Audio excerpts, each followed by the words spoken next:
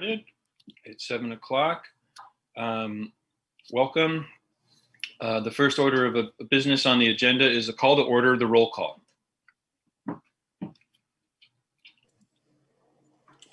Commissioner Beal. Present. Commissioner Kent. Here. Commissioner Abbott. Here. Commissioner Chang Frank. Here. Commissioner Armendariz. Here. Commissioner Price.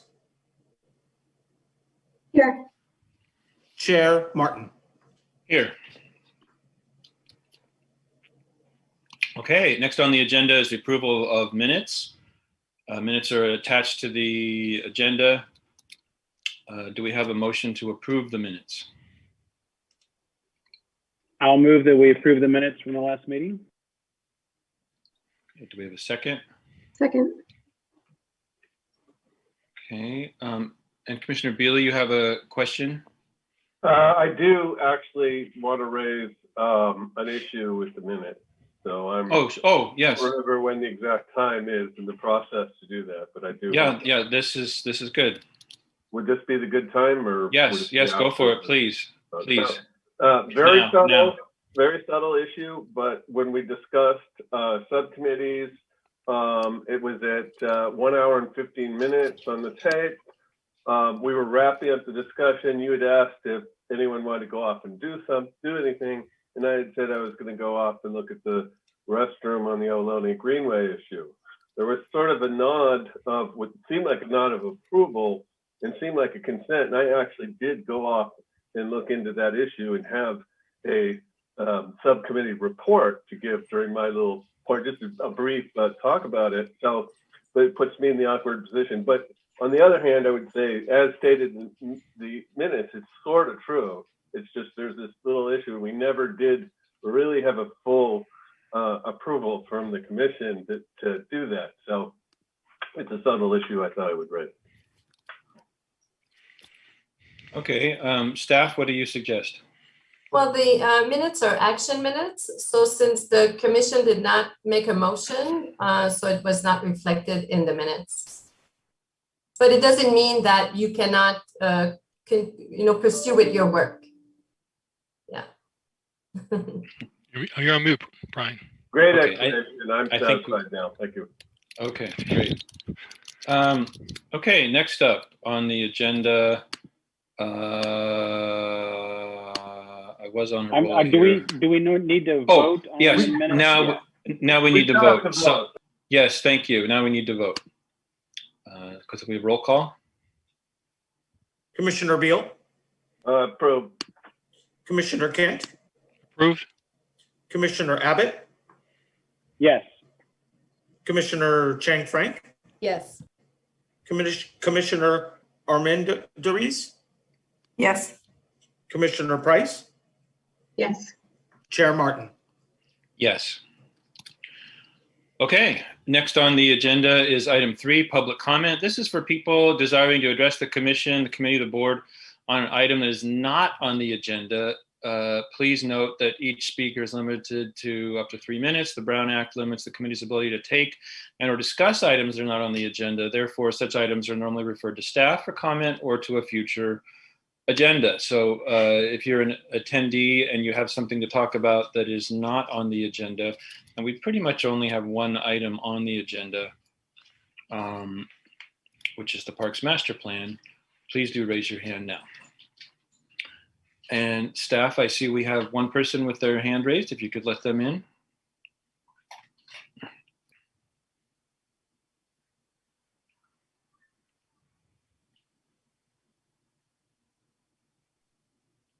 Am I unmuted? We can hear you. Thanks. I'm Susan Schwartz, the head of Friends of Five Creeks, 25-year-old all-volunteer group founded in Albany. This has become a regular update. This one is probably best summarized as things are busy and going well, but somewhat surreal. Our sites are all in good shape. We're enjoying working with Margot Cunningham of your department and her Urban Tilt team. They installed our refurbished job site box on Cornices to get experience with concrete, And having a place to store bags and a few old tools will really help our volunteers there if the box doesn't get stolen. We're continuing to shift toward outreach and nature education. About a dozen part-time high school and young adult interns are doing and learning. We expect to have a new set of pop-up signs before our August 7th Community Nature Day on Cornices Creek. We're repeating our Cerrito Creek and Albany Hill walk, and we're starting some experimental citizen science drought monitoring. We'll see how that works. At the same time, we're watching record-breaking and possibly very severe long-term drought set in and thinking of ways to cope and adapt. The situation with campers and trash on Cornices is somewhat bizarre. Since reopening, dozens of children troop along the trails every day, going to summer camps and playing in the woods. A lot of different people, not all of whom I know, pick up litter and sometimes I think clean out camps that look like refuse dumps because the campers are too mentally disturbed. The few current residents seem to be quiet, mostly gone in the daytime, maybe some pretty hopelessly lost. The system of agency responsibility sharing and reporting problems via Berkeley 311 seems to be working below 8. A huge amount of trash accumulated over the July 4th weekend as on previous long weekends, but then it promptly disappeared. A big trashy encampment at 6th Street reappeared and was cleaned out within a week. I think that was partly because of the robbery at the Ocean View Community Garden. At the 6th Street spot, this 6th Street spot where this camp was, these camps are a recurrent, expensive problem, and we're looking for ways to discourage them from starting. Right now, I like the idea of bulb-style ephemeral sculptures, maybe built with natural materials or litter, preferably by kids. If anyone has another idea or is interested in this, I really would like to hear from you. On the other hand, next to the busy Little League fields near 9th Street, where there is only a rough trail, very little visibility, no MOU. UC Berkeley is responsible for everything. The camps are so bad that we can't go there anymore. What became a smelly tent village with campfires was evicted, but UC Berkeley didn't immediately hire crime scene cleanups, and the campers have come back. And thank you, Susan. That's It's a health safety hazard, and it's in Albany. Okay. And then Susan, I believe Isabel will be responding to something you asked about in the last meeting shortly. So if you could stay around for that.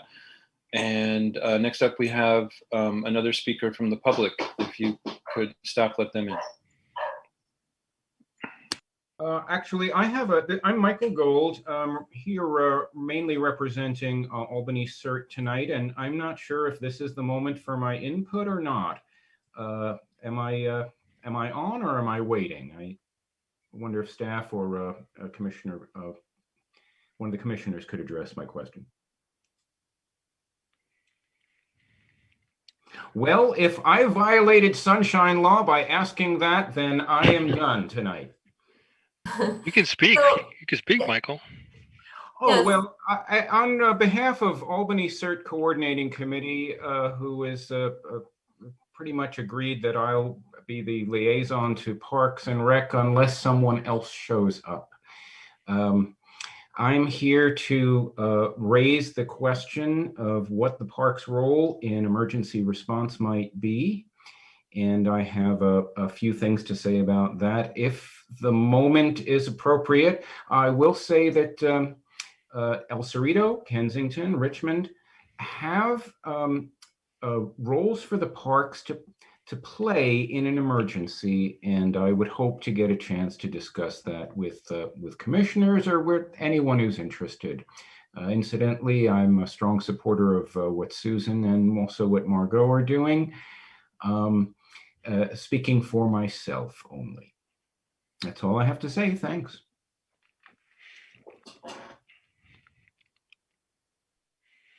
Okay, thank you. Let's take a look at the next part of the agenda. We have public comment. And then, so some of those may lead to future agenda items. And so that is.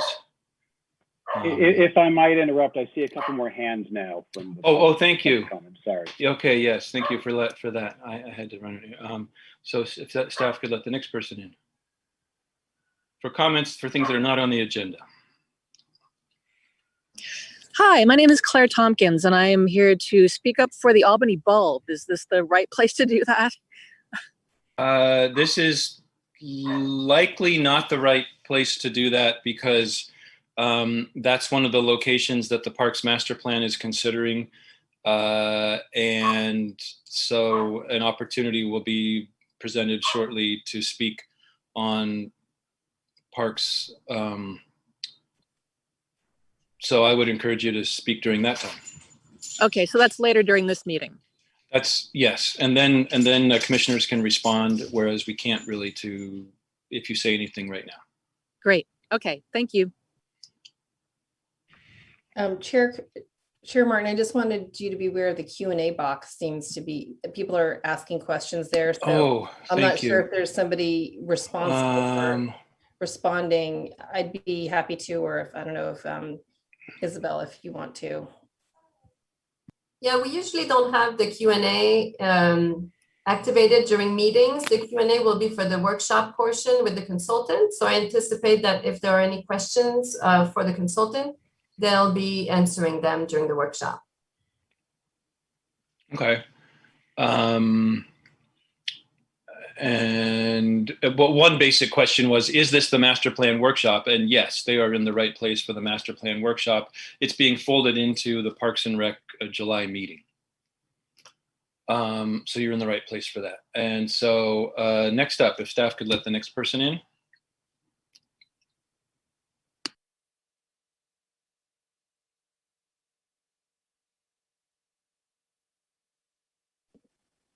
Hello? Yes, we can hear you. Okay, now. I could never find the final version of the master plan. So how can I get to see that before you're going to deal with it and presumably accept it and send it on? Isabel, can you respond? Somebody just tell me that? Yeah, Isabel, can you respond to that?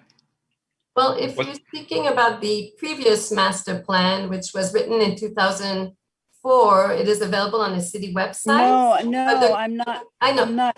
I'm not talking about that one. I'm talking about the one you're going to talk about tonight. I know, but that one has not been written yet. So we're in the outreach and public input phase. So that plan has not been written. So there is nothing to share at this point. Oh, thank you. Mm-hmm. Isabel, can you give the timeline either now or later? The consultants will go over that as part of their presentation. Fantastic. Okay. That looks like that is the end of the public comment for items that are not on the agenda. So next up, we have item 4, which is announcements. Staff and committee members have announcements and reports and updates of status of previous agenda items. Isabel, you want to start? Sure. So I wanted to follow up regarding the Creek meeting between jurisdictions mentioned at the last meeting. This meeting is referenced in the Memorandum of Understanding between the cities of Albany, Berkeley, and UC. Its purpose is to present and discuss the estimated annual costs associated with maintenance of the improved sections of Cornices Creek. The meeting will be in October, which will allow time for the results of the meeting to be incorporated into Margot's annual update to the Pros Commission, which usually happens in November or December. Once the date and location of the meetings are finalized, we will provide notices to Susan Schwartz, who mentioned it at the last meeting, asked for more information, and other stakeholders.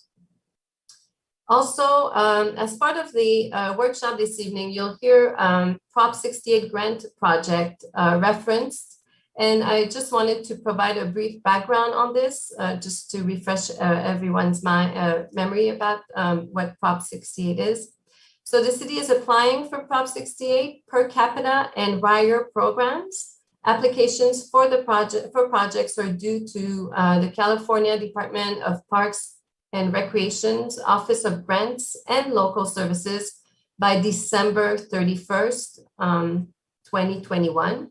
And the total allocation to the city for both grants is $439,805. Lastly, I want to point out that the city is in the process of transitioning between agenda management platforms for agenda posting and posting of public comments received after the agenda has posted, but before the meeting starts by 5 p.m. are currently located on the calendar link of the agenda, just under the link, the actual link to the agenda and documents. It was previously, the comments were previously posted under on the agenda itself under the item reference in the comments, but because we're in the process of transitioning platforms, we're unable to do that at this time. That's it for me. Thank you. Okay, thank you. And to clarify the agenda situation, my understanding is that one way to find the correspondence is to basically do what Isabel was saying, is to go to the events calendar for Albany. So if you look at the City of Albany's events calendar and then click on this meeting, then you'll see all kinds of information. One of them is a link to the agenda, and that used to have all the correspondence on it, but now it doesn't. It's actually on the page that's the direct link off the calendar. So you'll find the correspondence there. Commissioner Abbott. Yes, I did have an announcement. I just want to be sure everybody is aware of the July 25th, that's a Sunday, Sip, Shop, and Celebrate on Solano Avenue. It should be a nice event. They'll be up and down Solano Avenue. There'll be special events and bands and booths, and should be a nice event. So July 25th, 10 to 5 p.m. on Solano Avenue. Thanks. Okay, thank you. Any other announcements from commissioners?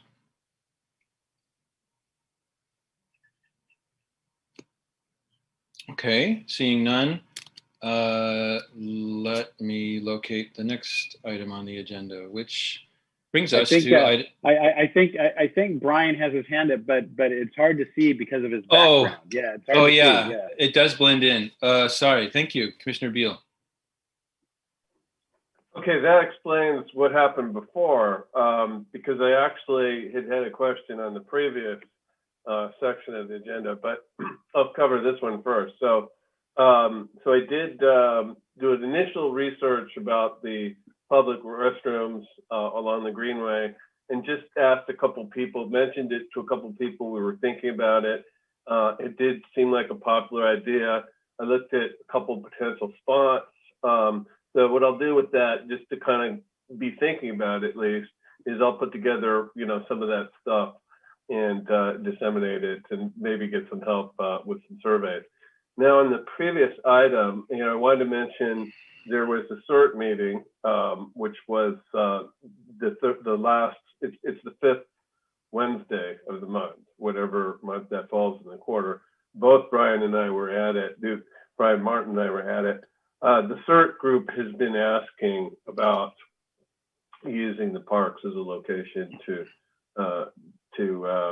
store emergency supplies. I've tried to figure out where the right way to direct them to Parks Rec, but I didn't want to get directly involved in it because it might be a conflict of interest. So that I did want to make sure that speaker's item was somehow addressed by the staff, and if whatever the right way to do that. I don't quite think the commission would necessarily fit in.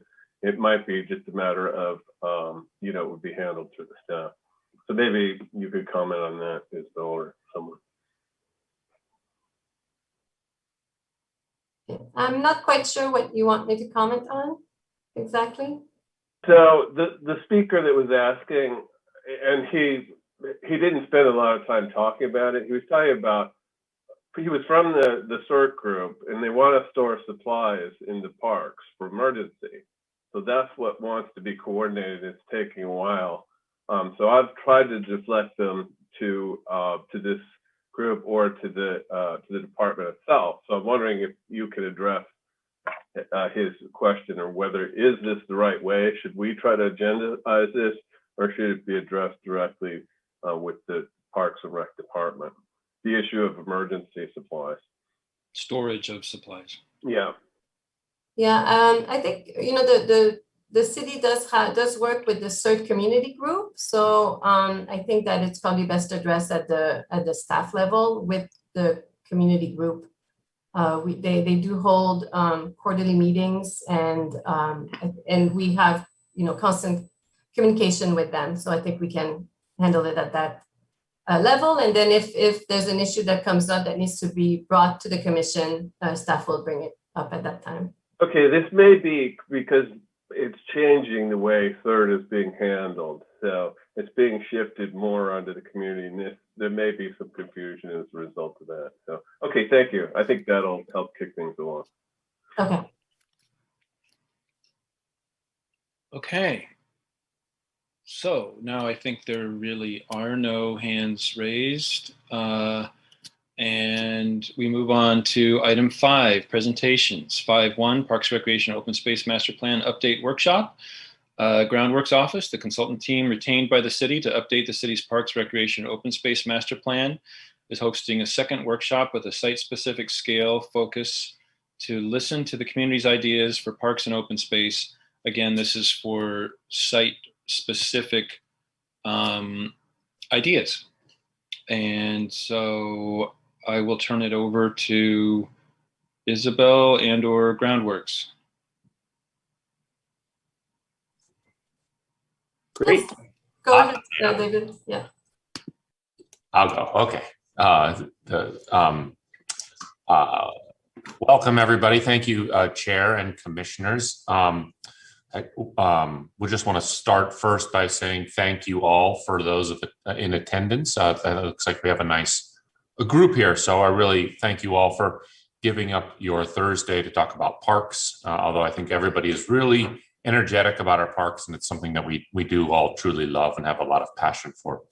And then, sorry, but before we do jump in, I wanted to check in with Isabel about a point of order, which is how attendees can best provide input. So for our regular meetings, if we have a presentation afterwards, the commission asks questions, and then we go to comments from the public, and then we discuss. This is kind of a new format we haven't had before. And so Isabel, if you could help the public understand and the commissioners understand when each group can have input and in what ways. Yeah, I think that will become very clear as the consultants explain how the workshop will proceed. Yeah. Okay. All right. Thank you. Yeah, we are going to give everybody a chance to speak. But first, I want to just do introductions. My name is Brennan Cox. Along with me is David Koo, who will be giving the bulk of the presentation. And then Ramon Solis is from my office. He's just off camera, busy taking notes, because that is very important. This first slide, they're all very small. We could have made them a lot bigger. These are all the ways you can get in contact with us. Oh, don't go there yet, Dave. Okay, we have a project website, albanyparks.com. You can go to there. All of our presentations and materials are on there, as well as I think a work from home packet you can download. We have an Instagram, Facebook, Twitter, and there's a way to actually speak if you don't like using online stuff. Is call the number 510-859-8491. Leave a message and we will get it. So this is workshop number 2. We'll go to the next slide here, just to give everybody a kind of a quick highlight. We are in the workshop phase of things. This is workshop number 2. This is we'll call it our 3rd public meeting. We met with many of the commissioners at the pros meeting in May. We are going to be meeting with you this evening, and then we are kind of transitioning into what we're calling an evaluate task or phase of work, which is where we're going to take all the kind of information that we have gotten and put it into some sort of a grinder or a Cuisinart, and hopefully come out with a series of ideas or thinkings about what we can do in moving the parks forward for the master plan. And we will then have a workshop in that phase called workshop number 3. We're planning it on Saturday, August 14th. And if you can believe it, it's outdoors in person, if you can imagine that. I'll be frank, I've never had a community meeting outside. So we're still figuring some of those details out, but we'll probably print a lot of things up and use the walls, and it'll be great. So it'd be great to have all your attendance. At the end of the evaluate phase is when we're going to go into implementation, which is where we're going to be putting the document together. And this is where Signy, you will have many, many choices and opportunities to see a draft and comment on it. We're going to meet with the Pros Commission probably once and maybe twice. We'll meet with the City Council also to review the draft. And then hopefully sometime in November, there'll be a seal of approval from the City Council on the final Parks Master Plan. So if you have questions regarding the schedule or how to get a hold of us, drop them in the Q&A and we'll get to you. The next point that I want to make, go to the next slide, is we have on our website as well. Oh no, sorry, wrong slide. So this, just to refresh everybody's memory, when we met with you in May, we showed you these projects as something that we were going to investigate along the way, and that's what we're doing now. And so we have a lot to talk about with some of these, and we will obviously, speak about them later. Next slide. The other very important thing is, I think it was maybe 2 weeks ago, we finally hit send on our parks survey that we want to have as many people fill out as possible. Here is a link, although I believe the link is also on our website, albanyparks.com.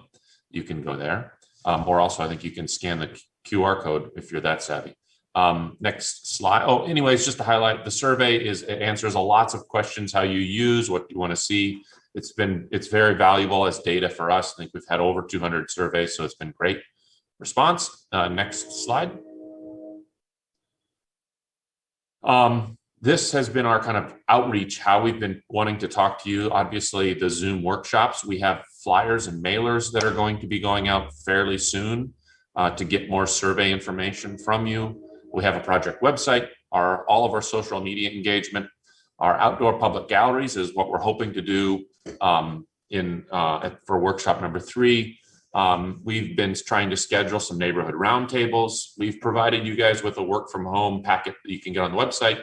Please feel free to download it and get it to us in any way. And we've had a number of socially distant park walk and talks. Go to the next slide. It's been really great getting to know the community that we've been working on. This is just a sampling of some of those people. And we're more than willing to meet with you. If you are from an advocacy group that has to do with parks in Albany, we will meet with you and happy to walk with you along a park or wherever your energy lies. Next slide brings us to, I think, where we will begin. Dave from my office is going to give a very short kind of synopsis of what we talked about at community workshop number 1. And then we're going to get into the meat of the community workshop, where there will be a series of discussions about each of the specific parks. And we've got some poll questions, and hopefully we have somewhat of a dialogue with the commissioners as well. So Dave, take it away. Great, thank you so much. Thank you, commissioners, for allowing us to use up your time to talk about the Albany Parks Master Plan.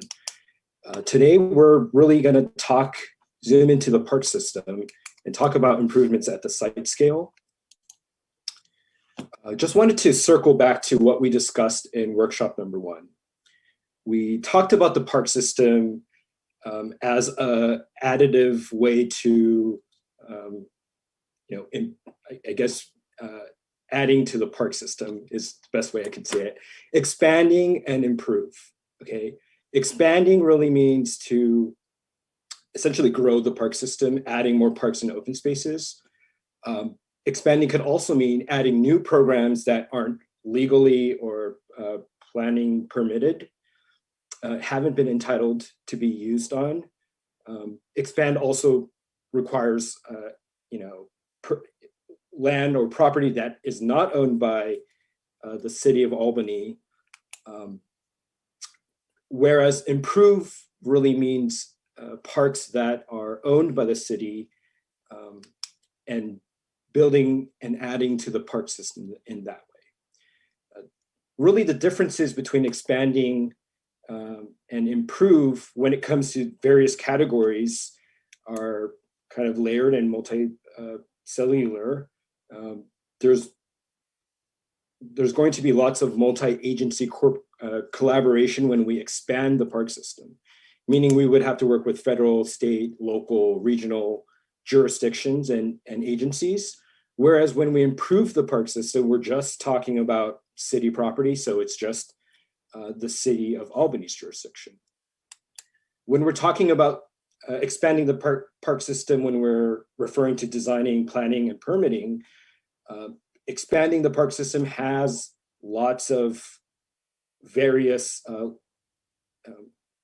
levels of entitlement processes, whether it's land acquisition, permitting, environmental reviews, whereas improving the park system, much of that has been legally baked in.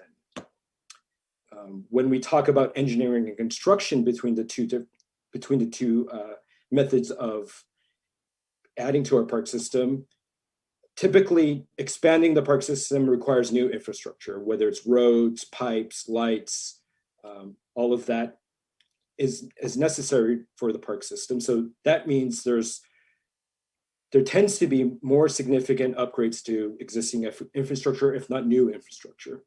Whereas in the improving of the existing Albany Parks system, it's typically just upgrades to existing infrastructure, whether it's connections or adding more power, or adding more water. And then maintenance and management, generally that means additional costs to the park system when we expand the park system.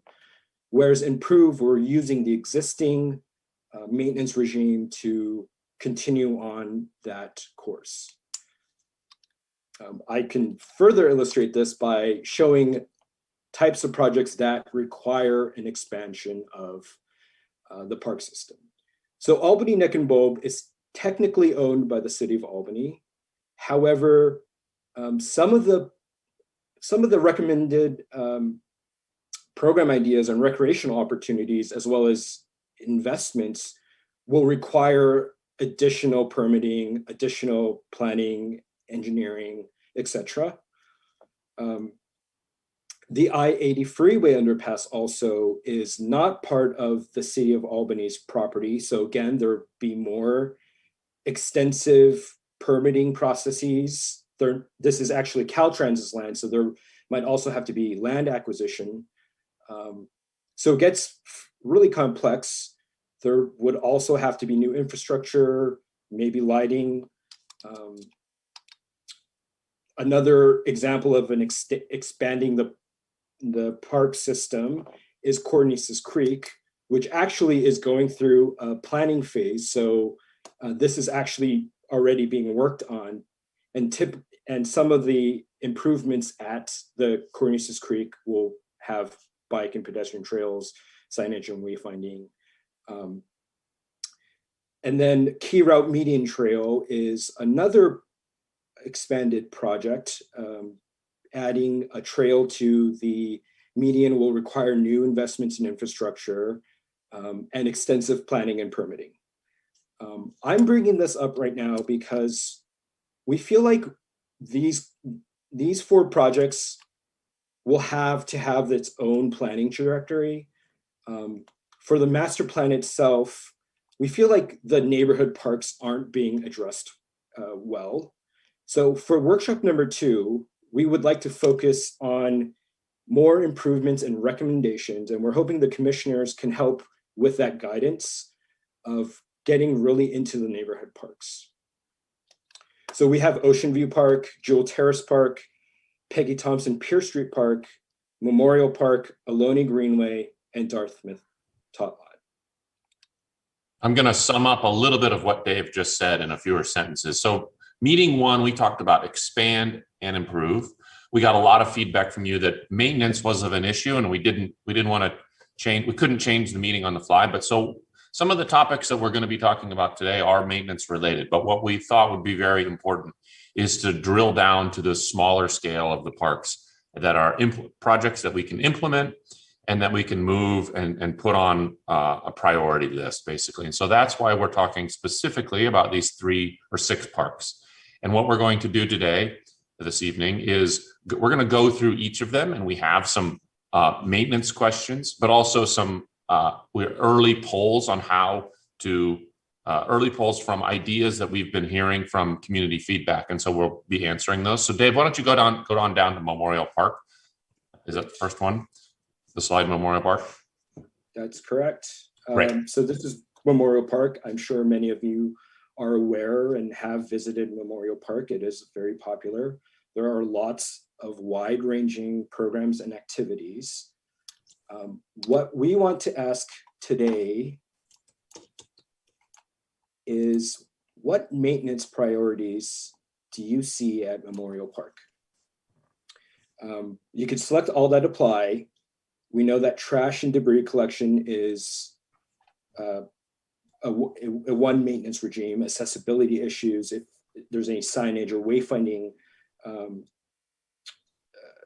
improvements or maintenance or repairs on broken or missing equipment, if there's any further landscape maintenance, or if there are any safety concerns, you could select all that apply to you if you have experienced this at Memorial Park. I will let that run until. And we would like the poll to be answered by the commissioners and the public as well. Right. Correct.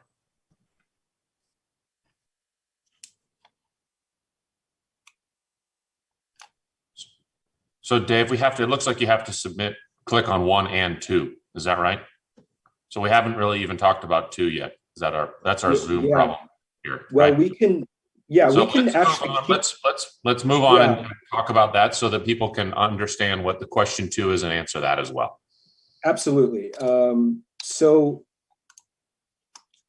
again, when we've had the full gamut of comments for the expanded projects, just because there are exciting big projects. We need to zoom into Memorial Park and talk about some of the ideas that we've heard. They run from improving the picnic area to upgrading the playgrounds. There is a need for basketball courts since the ones at the Albany High have been removed temporarily. And then there's an opportunity for dog park improvements and further implementation of the bay-friendly landscaping, given the drought concerns and water shortages, and creating habitat for flora and fauna. So we know that it's hard to just pick one project, and certainly all of these projects could be accomplished in one way, but if we could prioritize one project just so we get a better understanding of what the desires are at Memorial Park, which option would you select? So that's the second question here. And I'll just let that run further. There's 1921 who have taken the poll.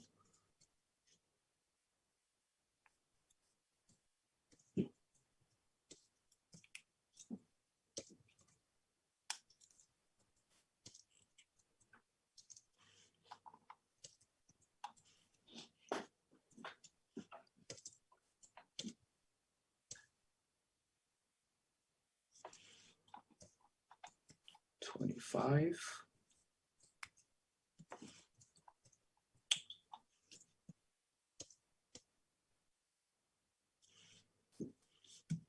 Well, I guess we don't have to wait for everyone. I'll give 30 more seconds for folks if they want to vote.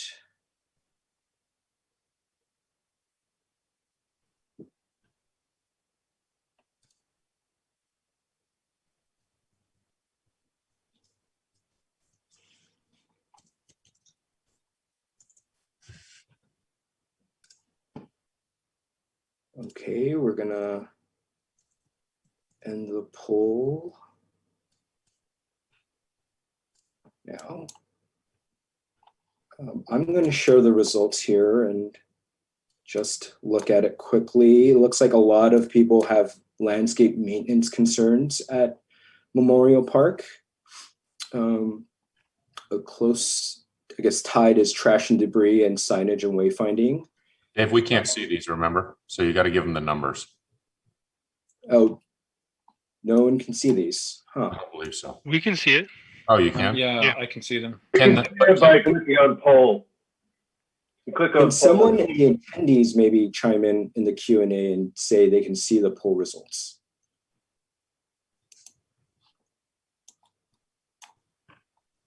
Brendan, I'm a Zoom. Great, I've done a lot awesome. of moderation. It's just you can't. Because you're a co-moderator. I think. Oh, I can see it, but I didn't know if public could. Okay, sorry. Okay, commissioners, we'd like to just open this up for comments. If you had any questions or ideas. Dave, I thought we were waiting for comments after the first three. No, this is only for commissioners. Okay. Okay, so commissioners, so it sounds like commissioners are commenting now, and then the public will be able to comment after the first three. That's and correct. then, okay, and then also I saw someone had asked a question about, it looks like we're not talking about the bulb today, so people were wondering when they could comment about the bulb. I told someone earlier that they should save their comment about the bulb for this presentation. Was that wrong? No, I think what we'll do is if anybody has other further questions about like the specific parks that we're not talking about now, there is time at the end, maybe we can address any other questions. I did see the question in the comments, so and we can address that at the end, I think. Okay, and I would also encourage people to type questions in the question box, the public to do that, whether it's an open space that's not being focused on tonight or not. Okay, so let's see. Questions from commissioners? Let me see if I can see people better. No.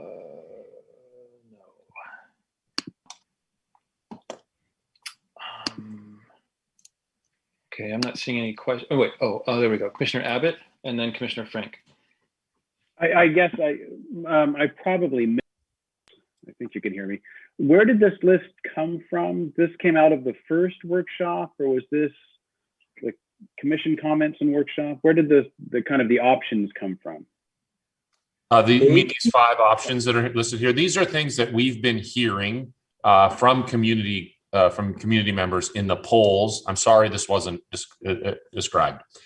These 5 items have come from comments that we have been hearing at our first community meeting, but also in our early survey results, the things that we have been hearing. You probably mentioned, I just missed it. No need to That's apologize. okay. Thank you. Thank you. Okay, Commissioner Frank. Oh, I just was wondering if you could, I know, if you could go one slide back for the first question that was asked. Yeah. Thanks. And maybe just to follow up of what type of comments you're looking for here, just. Yeah. Sorry, was that a question to me, I guess? Yes. Yes, either one. Yeah, okay. I think what we're looking for here is we're trying to adapt a little bit. In our first meeting, community meeting, maintenance was one of the #1 issues on the poll. So we thought we would follow that up a little bit with each park. We have given it some maintenance priorities that maybe that people see in the park. And I think we were hoping for you to tell us what issues and maintenance specifically issues that you see at each of the park. And that's what the intent of this was for. Okay, Commissioner Beal. Yeah, I guess my question is relates to how the answers from Albany and the input you're getting from Albany compares to past studies that you've done. I'm wondering, in particularly how COVID-19 and the lockdown we've had may have impacted the community's desires, because I see there seems to be this tilt toward wanting more social activities that's maybe I'm reading between the lines. So I was wondering if you could comment how we compare to past projects. Well, it's a tough question because each project has its own peculiarities and particulars. But I will say that I think that a keener eye has been turned on everything with the parks because it was the one spot that was still open. And I think sadly it took a global pandemic for someone to come around on that, but more people to come around on that. But I think that that's what we've seen a lot is just a renewed interest in our public realm and how it can help to, improve our lives in healthy ways. And so I think, each city has its own maintenance issues, but I think, and I don't think that, and Albany probably has some of the very similar ones that many of the other jurisdictions are battling with.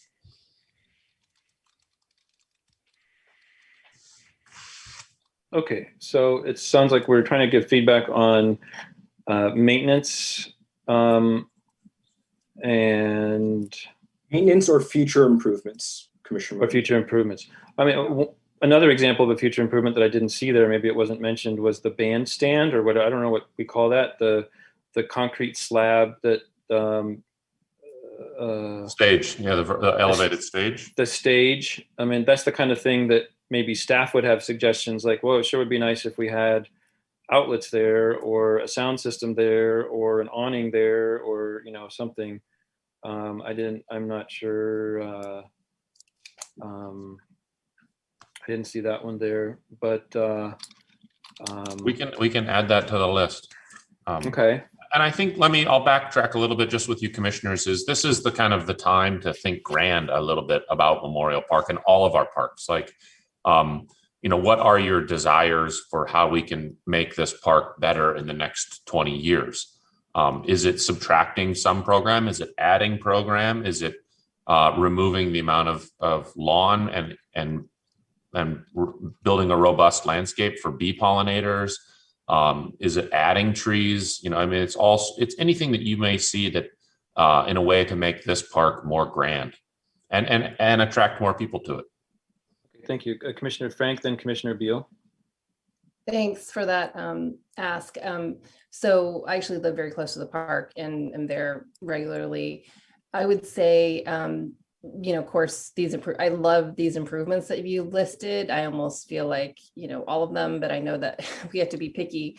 I would say that just my sort of experience of Memorial Park is that there's not a lot of shade.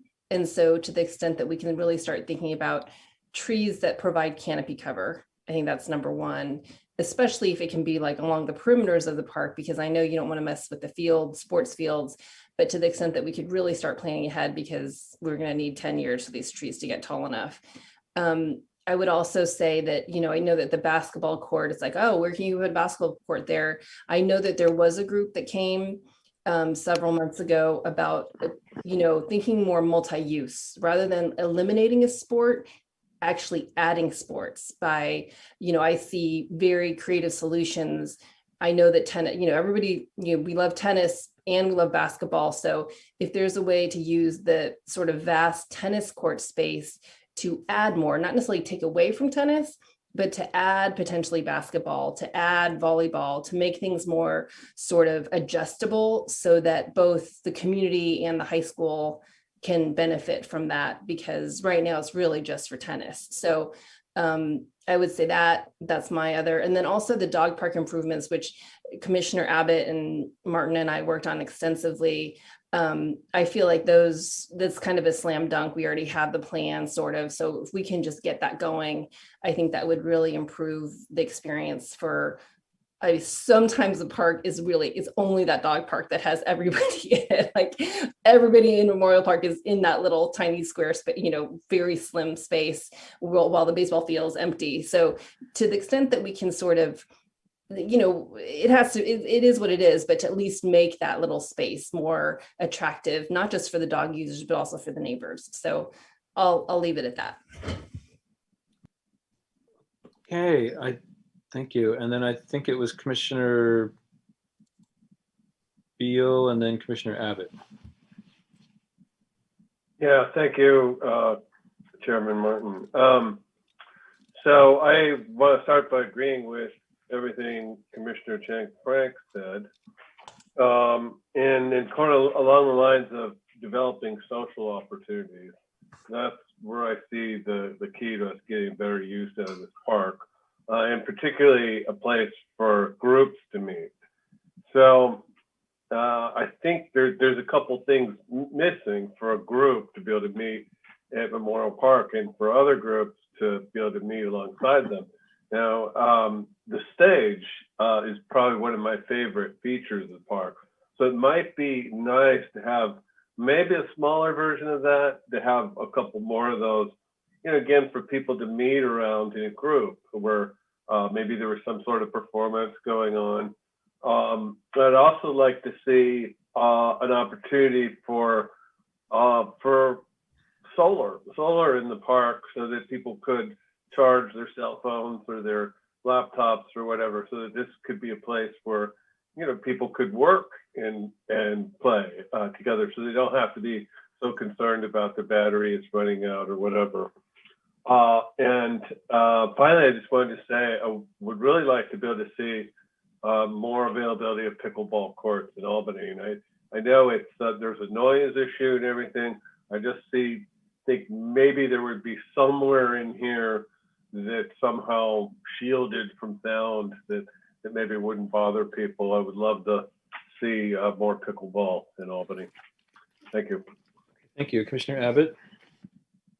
I'm going to yield to Commissioner Kent, who's been raising his hand. I think you've been missing it. So Commissioner Kent. I'm sorry. It seems like sometimes the people with hands raised percolate to the top of my narrow list and sometimes they don't. Okay, Commissioner Kent. I wasn't sure if there's some button I should be pushing when you kept missing me, but it's fine. Just a bunch of little things and some bigger things. Yeah, I frequent Memorial Park quite a bit and watch the kids play and have my kids. I know most of those kids there by name. And several things that kind of pop up to me is there's some conflicting uses which cause, I think, maintenance problems that could be resolved. And either both uses are useful, but they overlap and probably conflict. The community garden and the kids playing hide and seek. Obviously, they run in there. They run over the plants. They probably cause a lot of work for the community garden people. Plus, they take a lot of those elements out and they bring them into the field to play with them, use them for goalposts if they're playing ball. They go in, they look for a loose object. They go into the community garden. They bring out a log. So the kids are trying to make do with the spot out there, and same time the people that use the community garden come in whenever they come in and see their stuff all torn apart. Kids want to play with water. They go in there, they pull the hose out, and they start playing with water. So the kids have a great time, much to this dismay of the community garden people, most likely. And you don't really want to discourage the kids from having a great time, but you don't want to let them run the show either. Which brings up the next question. I think a lot of it is we can't just rely on the city to do all the maintenance. And I think the people using the park should take some responsibility, and that could just be a matter of signage. A lot of trash just floats around. All it takes is a parent taking 5 minutes and picking up trash and putting it in the bin. The whole place looks great. You can't wait 3 days for maintenance to show up and pick up some easy trash. A sign saying, please pick up trash, and you find it, throw it away, great. A lot of times the trash isn't really trash. Somebody left some toys, they left their clothes, but it just stays there for weeks and weeks because nobody wants to throw it away. So a little lost and found box, just throw it in that box, clean the place up. I think there's a lot of small things that can make the park much better. On the bigger issues, I think I agree the basketball court is great, and there's probably some areas of the park that aren't really used very much that could probably plug a little small half court into, or even tennis court multi-use is also a good idea. I saw some people trying to play croquet on that lawn out there, and it was just ridiculous. It's like trying to play in the jungle, whereas they could have gone to the baseball field, which wasn't used at all, and have a beautiful lawn. So there's that use there. You could use it. So there's a chance for eliminating conflicting uses, but also encouraging uses that could, I don't know what the term is. They're not really conflicting. They support each other, but they're different, like croquet and baseball, for instance. You wouldn't think of those being natural, but the lawns could be shared. Bay friendly, I noticed a lot of people collect, and I'm a landscape architect. I appreciate bay friendly. I think it's very important. But when it comes to a community park where lawns are really crucial, nobody has lawns these days. I don't really want to start doing a drought tolerant low use garden. Really, this is where we need to kind of plant a grass that people can hang out on. They can enjoy it because water makes plants grow. It makes them repair themselves. You need that for the place to kind of, you need plants that can repair themselves from the abuse that they take at a park. If we're doing a lot of drought tolerant plants, when those get broken, they don't regrow fast. So I'm leery of a drought tolerant bay friendly garden in a very heavily used park. It's going to get damaged and it'll take a season to regrow. Kids climb those trees, they're all over them. There's always broken branches, and those sycamores can handle it. A smaller tree that maybe doesn't get as much water wouldn't do as well. I think there's also a bit of parent responsibility as far as letting the kids climb all over things. That arbor that has the beautiful vine on it, it creates a great shade. The kids are all over that. That's their second jungle gym. And, that's maybe a little sign. Parents tell your kids not to climb on this thing, whatever is needed. So I think little sign hints, not coming in with big do not do kind of thing, but little hints to help guide people, remind them that the park is used in a certain way helps a lot. Other issues I had were, I guess that's kind of my run of things. So I think the community garden is great, but I think the way it bleeds out, and there's two spots of that, into the kids' space is problematic, and maybe they need a real railing around that. I think the picnic area is used heavily, and it's kind of dirty a lot, so maybe it could have some ability for people to rinse off their own tables, hoses, or something. I guess I'm trying to take some responsibility off of Albany to constantly be there and maintaining, and putting a little responsibility on the user to do some maintenance. That's about all. Okay, thank you. Next, Commissioner Abnett, and then Commissioner Menderes. All right, thank you. I have a couple comments. First off, I'm hoping to get a little clarity of what we're doing here, because this question was billed as maintenance issues, and then you started saying we need to start thinking big. So I'm not even sure what we're supposed to be suggesting. I know that if I was in the public and they're hearing the commissioners just kind of brainstorm on what we'd like to see in the park, oh, but you can't talk yet. You have to wait till we do all three to do that. So I would like to compartmentalize a little bit and make this questions and clarifying issues about this, and then we can get to the brainstorming later. I think the messaging is very confused. And I also think it's very unfair that we've said we're now bracketing, we're not going to talk about the bulb, when I know that there's a large number of people here to talk about the bulb. And that was not messaged before. There was, as far as I know, the messaging wasn't, we're going to talk about these parts, we're not going to talk about the bulb. So I think we owe it to the people listening and participating to either accept comments about the bulb or let them know when that is appropriate. Just kind of make that clear. So that's really primarily what I want to say. I think that things are a little disjointed, and I'm not really clear what we're supposed to be doing right now. And I want to be as fair as we can to the attendees. I just wanted to make that point. Sure, Commissioner Abbott, I'll just quickly address that. So we wanted to talk about both of them, and that's why the two questions was, what are maintenance issues that you are finding in each of these parks? And make sure that we note those and get those, and there may be things that we can put in the master plan that can help facilitate the fixes of those maintenance questions. And then on the other side of the coin that we wanted to get your guys' input on was, what are the projects that we should think about for each park? And we put these 5 as kind of a straw poll. We have been hearing data from the polls and from walking around with people, and so we put these on really just as starting points, as ideas, for people to continue the conversation.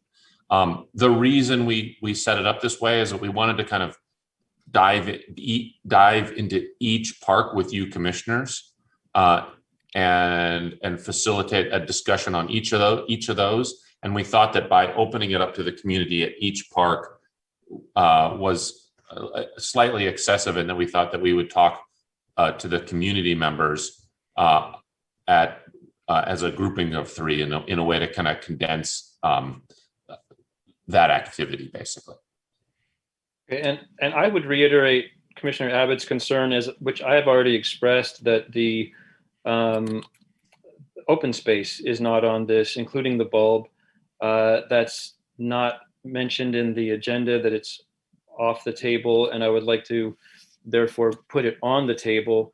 And I would either ask you to come up with a good point for the public to voice their comments about open spaces, including the bulb, or I will set a time for that.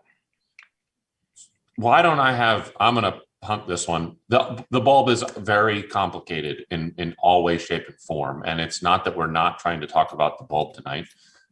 It's that it is complicated. And I'm going to let Isabel attempt to tackle that question, because we felt strongly that we wanted to get information on these specific parks and not have the bulb take up a big portion of the project of the discussion tonight. But Isabel, I'm wondering if you could kind of set the tone a little bit with the bulb. Yeah, and to piggyback on what you just said, I think there's been a lot of comments already received on the bulb, and we can certainly include some time for comments on the bulb at the end of the meeting. But we really wanted the focus to be on the park owned by the city, so that the consultant gets a lot of information that they need to be able to write a plan.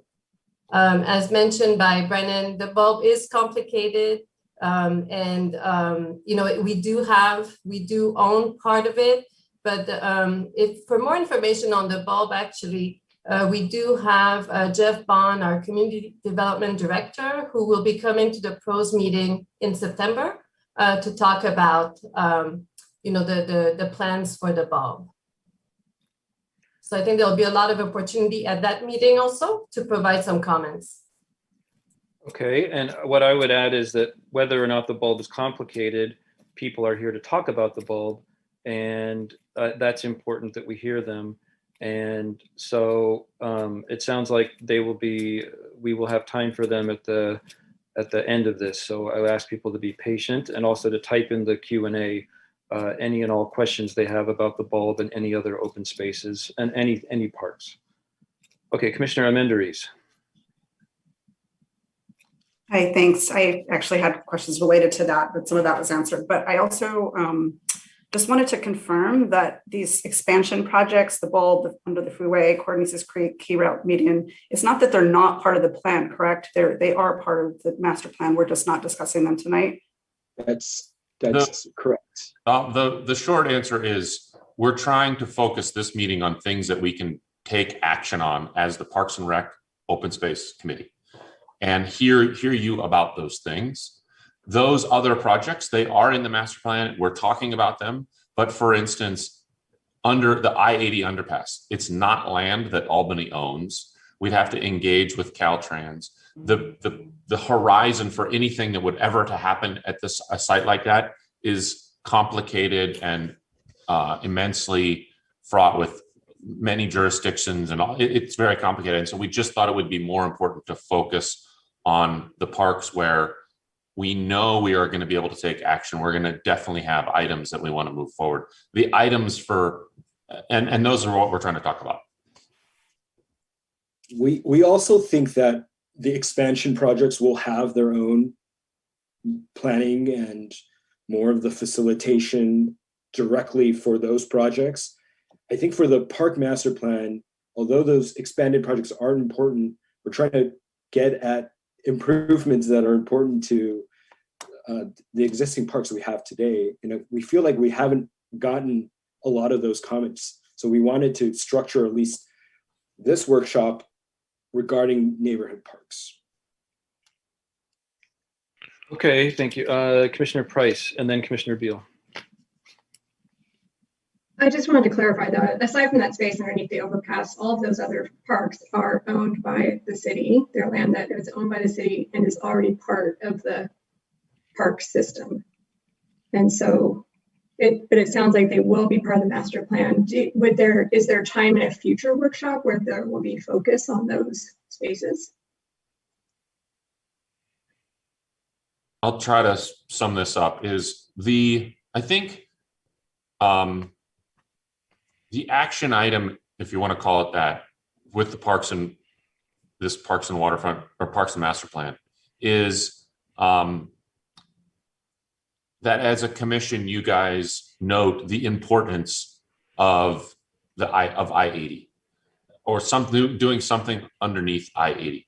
But to the extent that we're going to be able to do anything more in this, within this process, I think the win is noting it as a potential for a future park site, and that is giving it that credence in this master plan is really what the end goal is. But to start discussing now about whether it's a bike park or a skateboard park or whatever is we're getting the cart before the horse in a lot of sense on that with that issue. I was saying that aside from the space underneath I-80, the rest of those spaces, the rest of the open spaces are already owned by the city and are considered part of the parks system. Yes. Okay. And so oh, sorry. Well, my follow-up question was, will there be a workshop in the future where there will be time allowed to focus on those spaces?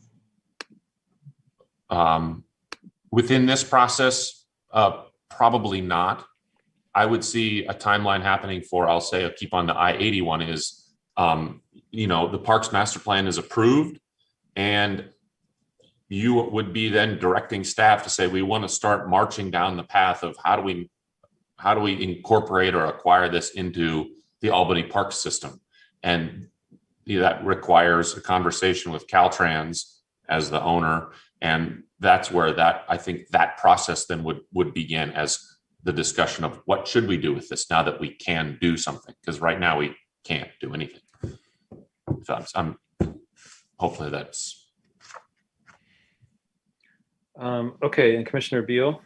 Yeah, I wanted to say I agree with that approach in general, but I just want to know, will there be an opportunity for the commission and the public to weigh in on the priorities of these expansion projects? Because several of them, it seems like, I understand you're coming from, it's going to be this long thing, and we want to dive into what we can get now, and there's going to be this side effort on the part of the city to acquire these or deal with these things. But some of them, I just frankly, wonder if it's worth it, and there should be a point in the process for folks to weigh in on that. And we intend to do that. That's what we're doing in the third phase, essentially, which is the evaluate phase. We're going to take all of these places, parks, open spaces, and compile them in the booklet. And we're going to say, I'll use Memorial Park because it's on the screen. Here are the action items or the goals that people had for Memorial Park. These are easy. Check, check, check. We're going to put those in. Expanding something underneath I-80, that's going to have a bunch of fine text underneath it as a bike park underneath I-80, and that's going to be approvals from Caltrans, approvals from this, and we're going to show you which ones are really tall hurdles and which ones are really short ones that we could go put these on your work plans and start doing. We think that this one's valuable too, but it's the horizon on and the timeline on it is so much greater than redoing a playground at Memorial Park, as an example.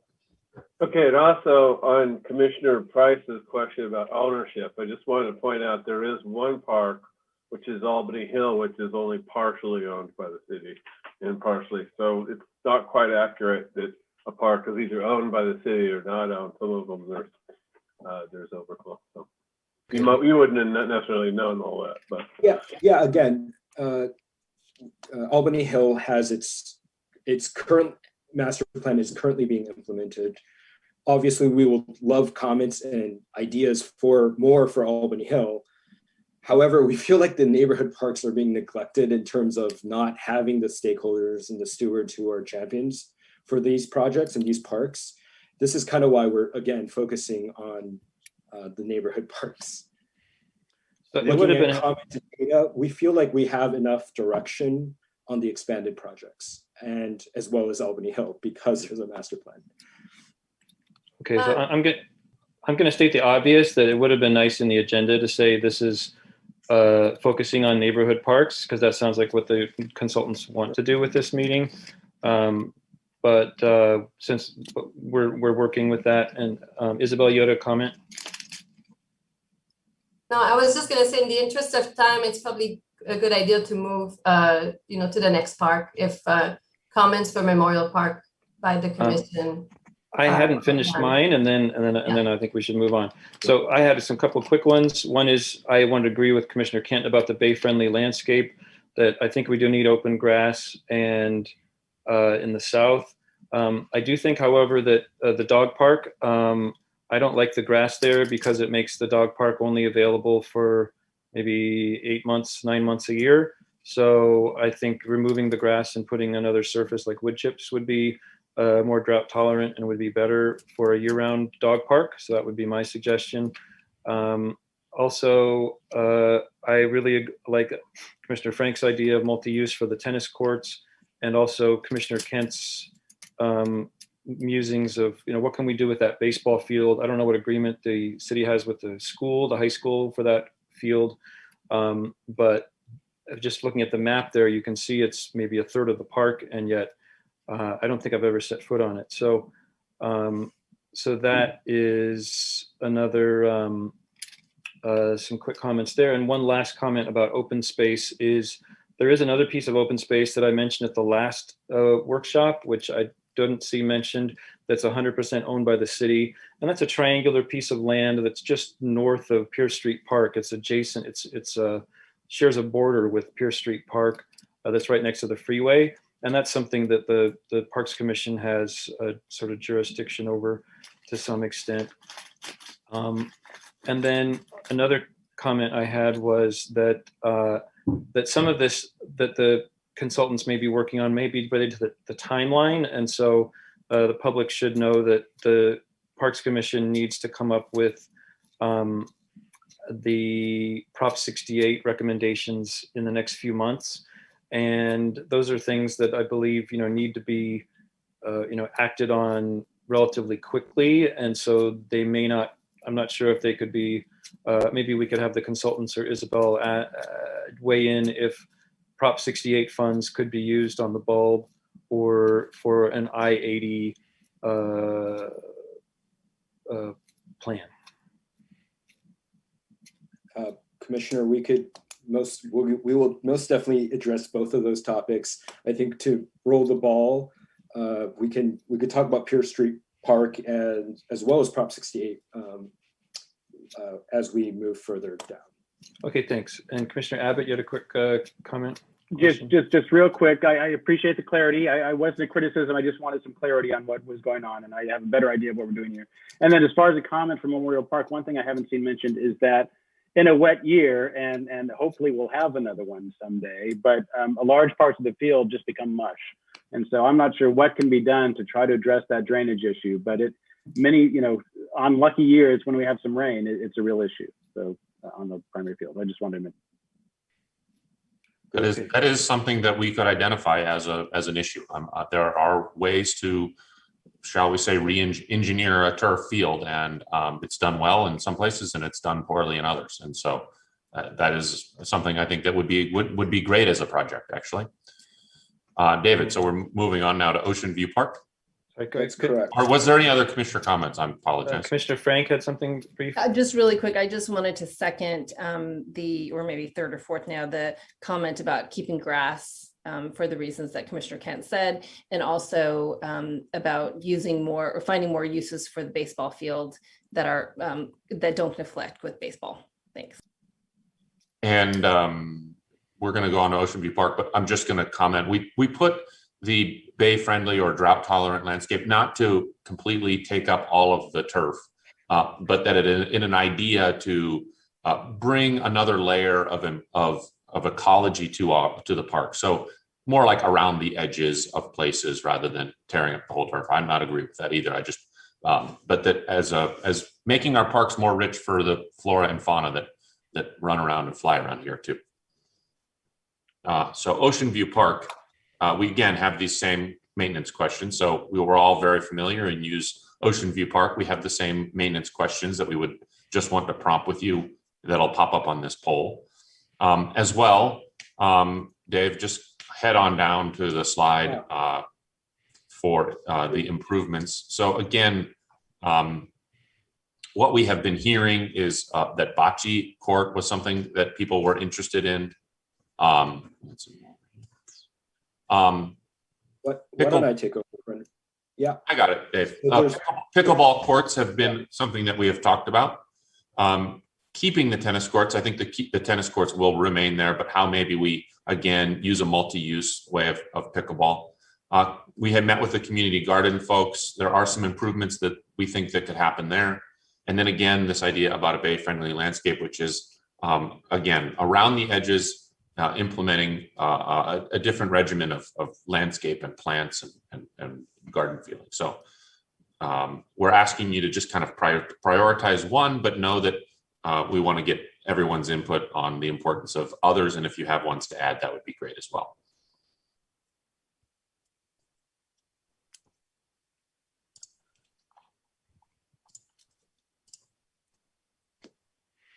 And Dave, you're controlling the poll, right? That's correct.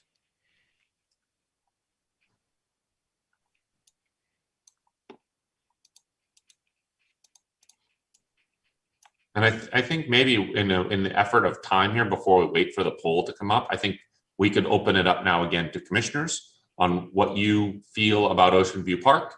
And once we kind of talk to that, we can talk about once we get the poll information up. Great idea. Okay, if commissioners could raise their hand, their virtual hand, there's the raise hand button, then you pop up to the top of my list.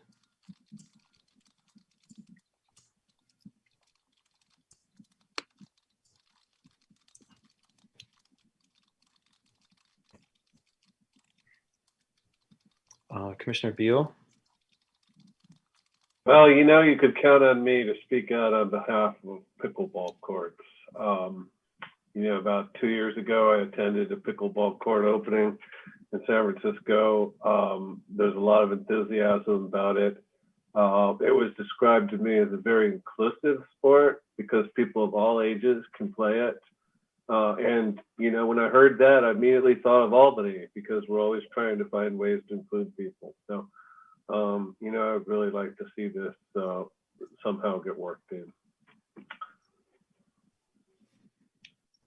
While we're waiting, I'll add that I also would like to see pickleball courts implemented in a way that's permanent, in a way that doesn't require stored facilities that only people in the know can get the combination to, or something that is set up permanently so that kids can just show up and play, seniors can show up and play. So the permanent pickleball courts, and the comment that the consultant made that of course we're keeping tennis, maybe you've already made that decision, but I don't know if the public or the commission has made that decision. But that is definitely something to consider. Commissioner Frank. Yeah, I mean, I think it's been clear our commission has heard a lot from the pickleball court advocates. So I think there's definitely a strong community interest for pickleball courts in Albany. I just was curious about the Bocce Court. You know, I actually play bocce myself. I like it, but I had some concerns when we went through all the planning phase that the actual cost of the bocce ball court was going to be exorbitantly high and it would suck up almost all of our budget at that time. This is well before even Isabel was on was director. So this is just sort of historical information. So I would love to, what strikes me there is, we only have a limited amount of funds. And, Ocean View can use some improvements. So I would love, if there is a groundswelling of bocce ball users, I would love to see them show up to these meetings, or else I really do think as a community, we should question whether or not we want to spend that much money on bocce ball court, even though we went through the planning process, because it seems like we have this other advocacy group that is very interested. And we're competing for the same funds, regardless if they're in different spaces, right? So I just wanted to kind of put that out there in terms of it's not just a land issue, it's also a funding issue. So I'd love to hear people who are interested in bocce ball come up now if they do want that. Commissioner Abbott. I want to second what Commissioner Chang Frank was saying. You know as well as any, probably better than most of us, that we limited amount of space for parks in Albany, and there's this really kind of awkward space. And we came on bocce ball because we couldn't think of anything else to do with that space. We tried volleyball and that didn't work. But if you folks have any ideas about what else might go there to make that a productive space, bocce ball might be it. That's great. I have friends who play bocce ball. They're gonna call me tomorrow. But if we come up with something else, I think we'd be open to suggestions. Yes, and I would third that about the bocce court. And my recollection is that the original ballpark price we got was something like $50,000 to put in a court, and then it was like, well, actually, there's all these drainage issues, and so to really improve that whole area and make it functional, it's like $250,000 and do all this landscaping and everything. So, and that's more than half of the total Prop 68 budget would be on basically one bocce ball court plus landscaping improvements. Commissioner Price. I was going to go back to the pickleball courts. I'm all for building permanent pickleball courts in general in Albany. I just question, and I haven't been on this commission for very long, so I don't have as much background. But I just question, if have we decided this is the best place for pickleball? Is there more space somewhere else that makes more sense for that sport? Just what the evaluation is to determine this is the spot, and particularly if it does displace tennis courts, another limited resource. How we're balancing those two things. Okay, and I'll jump in on that some. One is that at Memorial Park, the courts are used by two high schools, Albany High School and St. Mary's, I believe. And Terrace, I forget exactly what the reasoning was there, and then not to put it there. And then at Ocean View, it was certainly staff's perception based on reservations and other information that Ocean View was least well used. And we had one commissioner who said he used Memorial all the time and didn't even realize there were tennis courts at Ocean View. And so and we had pickleballers who were already there. And so that was some of the thinking, as I recall, for why Ocean View was chosen. Okay, I'm not seeing any other commissioners' hands up, so. Right, I don't know how to, for some reason I can't raise my hand virtually, so I keep doing it. Oh, okay. On my Zoom, I see at the bottom a raise hand button next to Q&A button. I'm not getting it. Okay, all right, sorry, Commissioner Kent. Just if you see my comments are quite detailed for a master plan, but I'm going to throw them out anyway. Well, I really appreciate the mulch and the soil service at the front. It's really useful. I use it, but it just seems like a terrible gateway entrance to the park. And maybe that could be placed in a different place or screened somehow. It's just, it looks like a bunch of mulch and soil piled right there at the entrance. And I do think this is a good place for bay friendly with the redwood trees there and really enhancing that. I like how it was pruned out and thinned and focused on making some grow bigger. Some things are broken, like the water. I think the water fountain's been iffy for years, and you have a sports field there, so nobody can get water very well unless maybe it's been repaired recently. And the community garden, I think Susan Schwartz mentioned this. That was a great idea. There's talk about moving it because they're not getting a lot of light, but maybe there's a opportunity to actually trim some of the trees in the creek, because the intention was to, I don't think the idea is to have mature trees in the creek. We can maintain that creek. We can take out some of the canopy and get some light back into the community garden if that's necessary. That might be easier than moving it. And then that little odd space in the back, I think, whatever. I think kicking the ball and a little lawn space is used for picnickers, but I don't have any suggestions for that. So nothing major on this one. I would just follow up with the trimming the trees at the creek. That's come up to improve the community garden. And my understanding was that staff told us that because there's a creek there, there's all sorts of riparian laws or regulations that make it harder to trim those trees, or some of them aren't even on Albany property. I'm not sure exactly what it is, but that's some of what was going on there. Yeah, it might be seasonal with bird nesting and stuff. Okay, so we have the results of the poll. Does the consultants want to discuss some of that? So we have 52% wanting more signage and wayfinding, roughly 30% trash and debris collection, accessibility, landscape maintenance. And then in terms of what project would you like to see at Ocean View Park, permanent pickleball courts, 8 people select that, but it's the majority. On to the next. And this, I'm just going to quickly jump in here. And this is an example of what we're going to do now for what we will do, go back and do with evaluate. We have already started thinking about ways that we might get a permanent pickleball court and some reorganization at Ocean View Park. And so expect when we come to the next workshop that we will be showing plans of how we are going to propose implementing a permanent pickleball court and some other issues that have come up with here. So that's just a preview, I guess. Okay. So moving on to the next part. And so it's after this one that we're getting public comment? Indeed, yes. Correct. Yeah. So this is Peggy Thompson Park. As many of you know, this is the newest park to Albany system.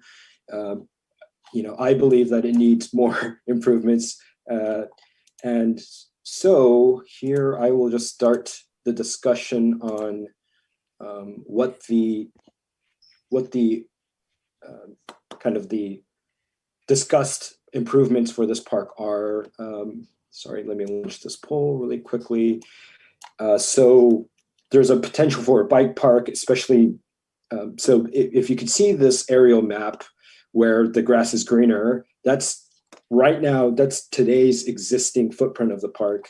There's where I have number 1, that's an opportunity for the park to actually grow.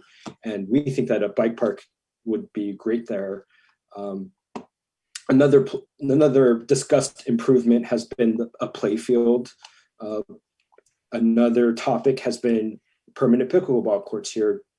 And then the final improvement is the bike and pedestrian connection.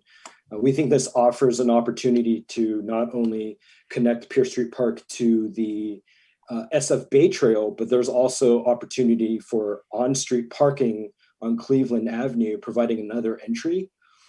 This will help alleviate some of the parking pressures on Pierce Street, since it is a bike route and there is very limited on-street parking, so it's harder for parents and kids to get to this park.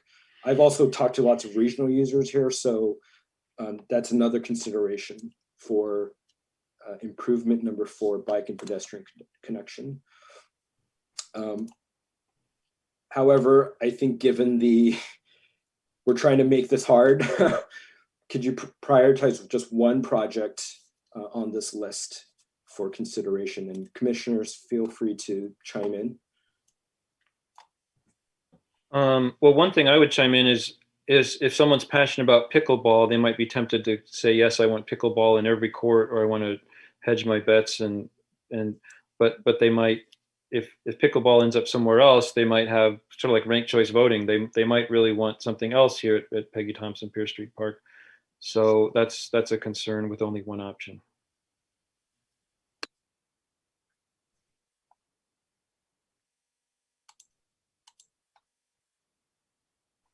So I think this is also where we're opening it up to the rest of the commissioners. If you had other comments about the park, we'd love to hear them now and have a kind of a discussion about the maintenance issues, as well as what improvements you see, and as what you see happening, or your wishes. Okay, and one last thing is I did want to say for a bike park, I think that end seems very good. It might need some sort of barrier to shield it from the freeway. We'd be interested in hearing whatever goes into area number 1 that you've indicated. Would love to see proposals for how to buffer that from the freeway, because it's even with the freeway. And then Commissioner Abbott and Commissioner Beal. All right, thank you. Yeah, I love to see this suggestion for the bike park, because frankly, this is what I was thinking like 5 or 6 years ago when we first talked about it. That was where I thought we'd go. But that's great. I really have a question, and that is, do we have information yet on the soil? I know that the soil is being tested, and there's been some question about whether the soil can actually support planting. Do we have any answers on that? That might be for Isabel. We have not done any kind of study like that. Yeah, I'm not aware of any study at this time. And what was what happened is they planted things and it all died, and so they started wondering about the chemistry of the soil. And my understanding was a couple years ago that it was being looked at, and we were waiting for some results or something. Maybe that's happened, I don't know, but that would be kind of an important question. If the soil isn't going to be really suitable, then clearly a pickleball court or something would be ideal there. But so I was just wondering if that information was there. Maybe it's not an issue. I'm not. Okay, Commissioner Beal. Yeah, I guess mainly I want to explore the expansion topic in this park. And one thing that caught my attention was you mentioned Cleveland, and you mentioned possible parking down on Cleveland. So I'm looking at this, and to my knowledge, on Cleveland, people do park there. So it is possible to park on Cleveland without us taking any action.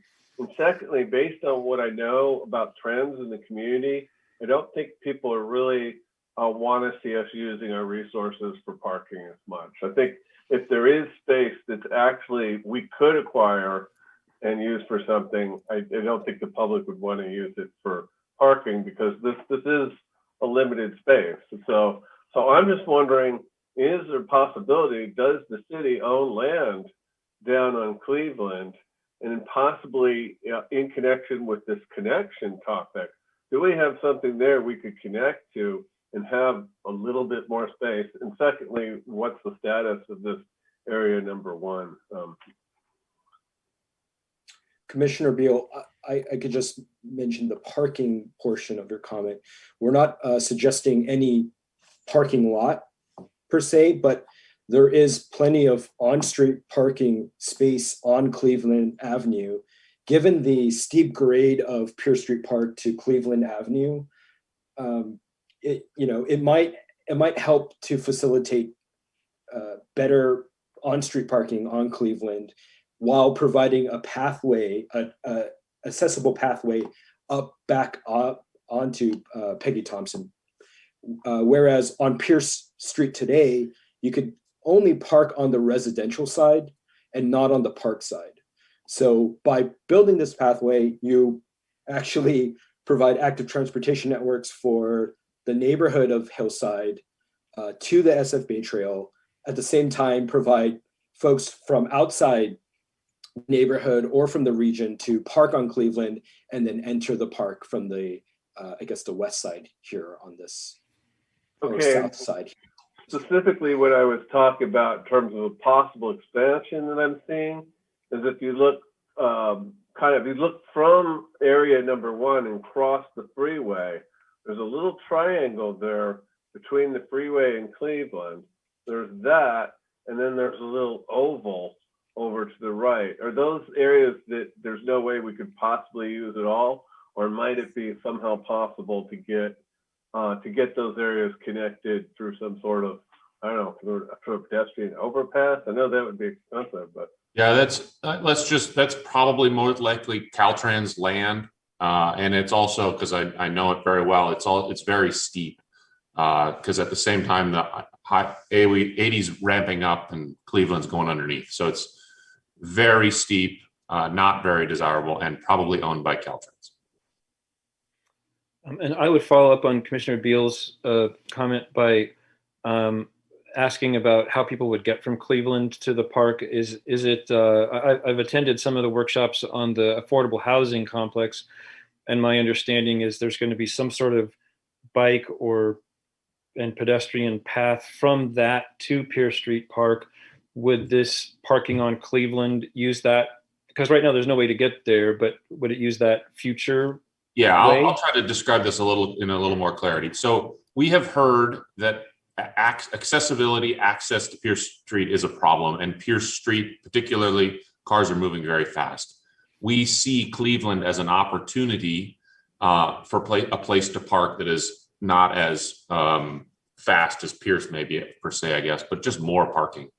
And that in conjunction with this future affordable housing is that we can maybe make a pathway that connects Cleveland to Pierce Street Park. So you could park on Cleveland on the street and make your way up a pathway to the park. So rather than parking on Pierce, you could park on Cleveland. So it's opening up the park to more ways to get to it. Okay, and so that wouldn't be something the Parks Commission can decide, that path. That would be something the city would be deciding on, the architects on the layout of that whole thing. But that's something to keep in mind. I think we would. I think if you prioritize that, we will go in the plan. It will go into our plan. It sounds like that's something that is, and I think in conjunction with how we might start figuring it out with this process, but that it is also relying a little bit on the affordable housing piece to indeed happen. But that understanding is there would be some integration of their open space with the park open space. Okay, and that sounds good.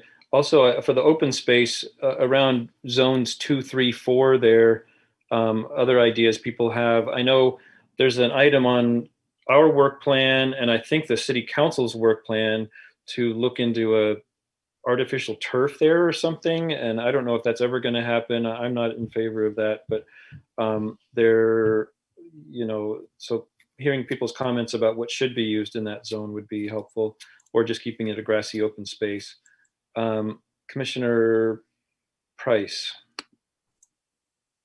Well, kind of related to that, I just wanted to bring up the topic of trees for Pierce Street, and both for shade and enclosure and sort of sense of protection, in addition to just habitat improvement. And I think in general, program that can be structured in a way that does give a sense of sort of enclosure and sort of buffer from surroundings a little bit. Okay. I can end the, Commissioner has a comment. Oh, thank you. Thank you. A few comments. One, I definitely agree with the shade comment. That place is kind of blaring sun when you're out there. There's no place to get away from it. There are the oak trees seem to be doing well. The other ones past have mostly died or died back. Maybe it's water. I don't know. I didn't look closely. And the other one to consider on Area 1 is that it's on grade with the freeway. So if anything is put there, you have to have a special barrier to protect them against the cars. I think Caltrans requires a guardrail or some fencing. So that's something that needs to be considered. Yeah, more than likely it would require some sort of a serious barrier. Hopefully something that Caltrans could do, but that is in the evaluate, we're going to, that will come up. If it sounds like bike park is a a program that people like to add to this park. The caveat of that is going to be safety, which is a big one there. Sure. Okay, have we seen the poll yet? Yes. Sharing the results now. Okay, looks like landscape maintenance was the number one for maintenance, and bike and pedestrian connections was, as well as bike park. I mean, they're roughly the same in the 30s. I also might have failed to mention that this is a Prop 68 grant funding candidate, just given its proximity and future ability for housing. This is where we are hoping, we want to speak with you, of course, but beginning the initial discussions of where and how and what should we spend that Prop 68 grant application. And there's going to be opportunities to speak about other parks, but here we're interested in these 3 parks. Any comments on these? Correct. So now is when we're going to open it up to the community members, because we do want to hear from you as well. There's been a lot of activity in the chat trying to answer those. Great. And yes, if we could have a 1-minute timer, that is fantastic. So staff, if you could let the first person in.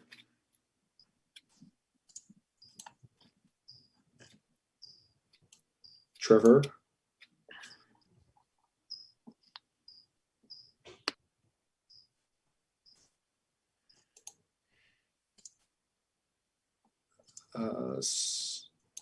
He's on mute. There we go.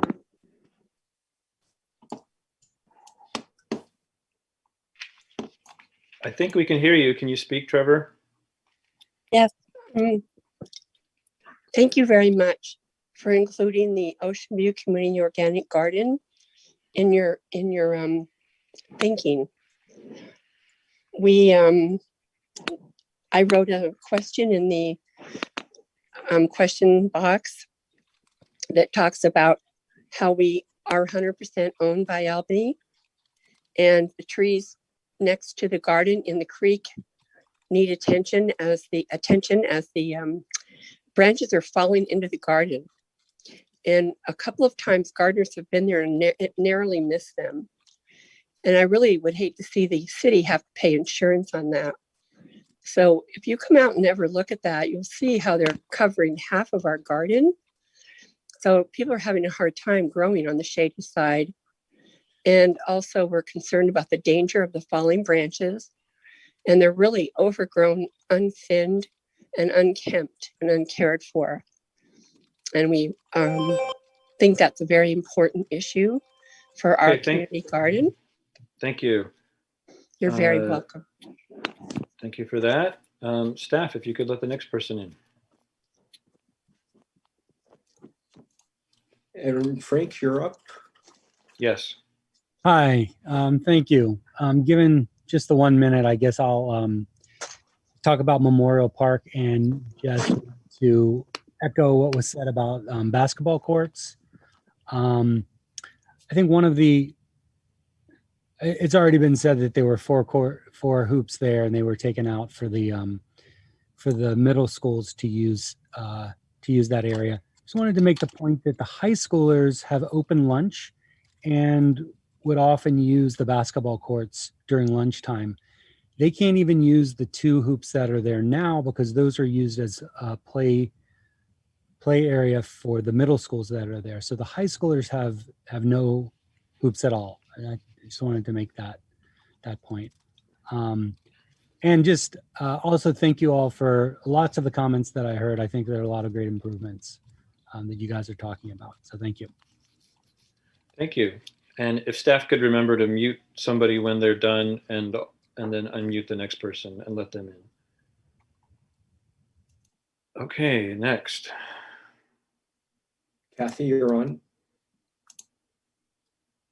Hi, I'd like to make a comment about Ocean View Park and pickleball.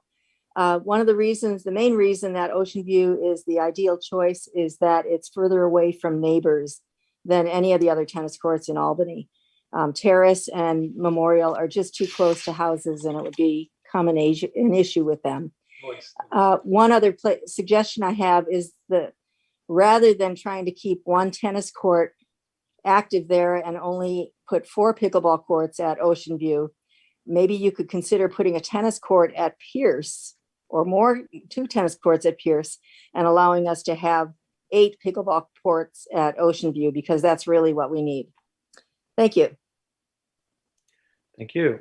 Next speaker. David Frank, you're Hello, up. my name is David Frank. I go to middle school at Albany Middle School, and I live right near Memorial Park, and I like to use the courts, but they're usually not open. And I have lots of friends around there, and we go to use the courts, and they're usually not open, and we usually wait there for like 20 minutes, and we just have to go home because there's usually even a line there. And so I was when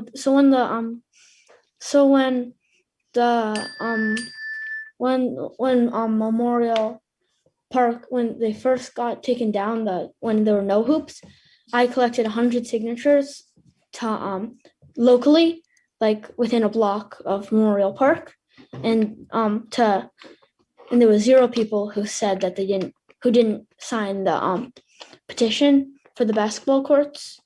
So I just wanted to ask for more, because it's like it would be really nice to have more. Okay, thank you. Great. Thank you so much, David. Okay, Michael Gold, you are up. Michael Gold, you're muted. Here I am. Hi, folks. In an emergency, the parks are likely places for people to gather and mingle. In the event that communications or other grid services were down, the idea is being realized in El Cerrito, Kensington, to some extent, increasingly in Richmond. Berkeley is looking at it. This came out of Seattle. Albany CERT is studying the question of whether Peggy Thompson Park is an important place to operate because the neighborhood may not have direct connection to EOC, and folks in the neighborhood there, including the apartments, can't necessarily reach the rest of Albany by radio. So we're considering operating in a number of places. I just wanted to mention Peggy Thompson Park is one of the places we're studying. I don't know exactly how it impacts the plan, but I hope that, at least as a vision, that you would consider that the parks are gathering places in an emergency. Okay, thank you. Okay, so thank you so much for that. Next up. Susan Moffett, you're up. Yes. Hi. I'd just like to reiterate that I think that the open spaces need to be included in the Parks Master Plan. And if we're talking just about the 3 parks that you've listed and not the open space system, concentrating attention to Pierce Street Park has the greatest transformative potential and the greatest ability to increase park access for a lot of people. Some people think of Pierce Street Park as not in their neighborhood, but it could be a really amazing connector and a bike park, and it needs shade, as people have noted. If you're talking about where to put the $430,000 of the Prop 68 money, I'd like to understand whether you're trying to scatter it around the city or to focus it somewhere that it could really be transformational, because it's not that much money. So my question is, what are we trying to do in terms of the Prop 68 grant application through this process, which is separate from establishing a vision for the future, which absolutely needs to include the key route median and the creeks and the Albany bulb. Okay, thank you. And yes, people will address questions that are raised when we're done with public comment. Next up.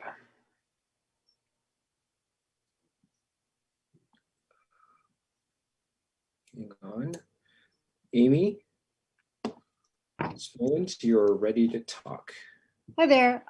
So at the previous workshop, participants really spent a lot of time discussing paths and trails. And in the subsequent survey, which I look back at, 56% of the respondents indicated that they prioritized better pathways and trails. So I'm curious as to how that could be, without mentioning it in the agenda or anything, omitted from this discussion when it seems like it was a priority of more than half the people.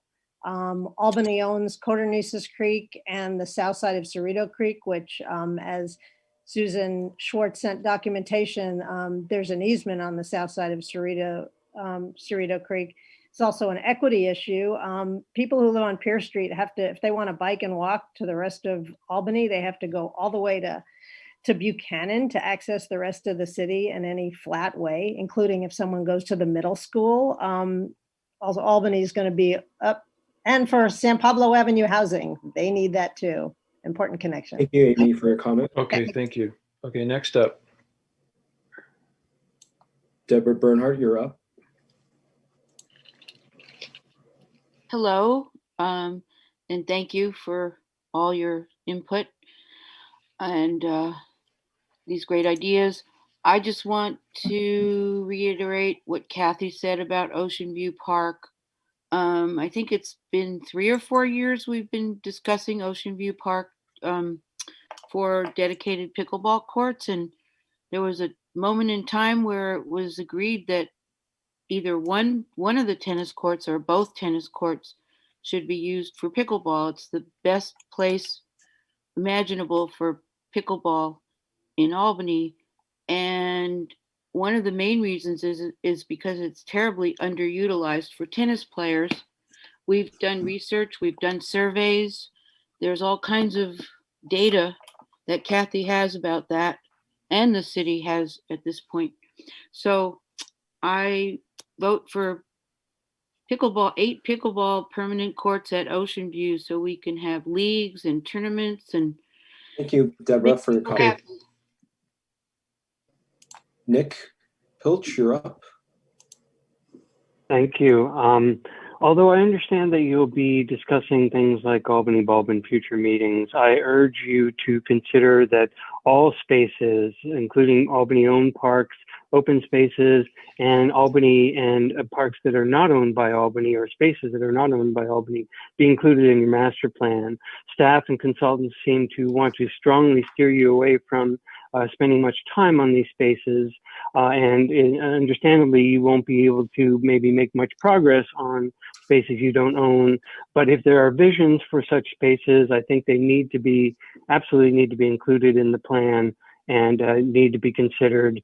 And then when there is the opportunity and or the resources to work with Caltrans or whoever on such a space, then you will actually have a plan for it. So please include everything in your master plan. Thank you. Thank you. Next up. David Smith.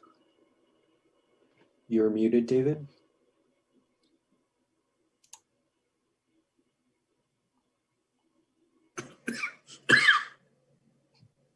David, you're okay.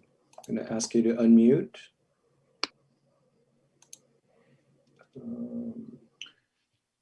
David, here we go. Yep.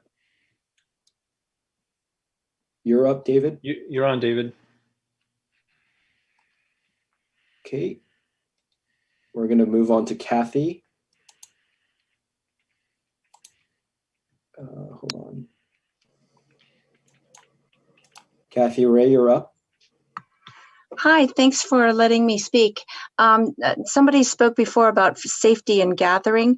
I forgot to mention to you, maybe I should take this offline to John Ehrlich, so I'll keep it short. I'm a registered professional engineer, so I'm also a Office of Emergency Services SAP evaluator. So if I'm deputized by, say, John or whoever your building official, maybe it would be helpful to have a Google document link for residents to post their pictures and their home address so that I can help to prioritize whose homes need to be evaluated, whether they need to be red tagged or yellow or green tagged. So I don't know, that's just a thought that went through my head. So that's just all I wanted to say. Thank you. Thank you. Okay, next. Andrea Wood, you're up. You're muted, Andrea. Thank you.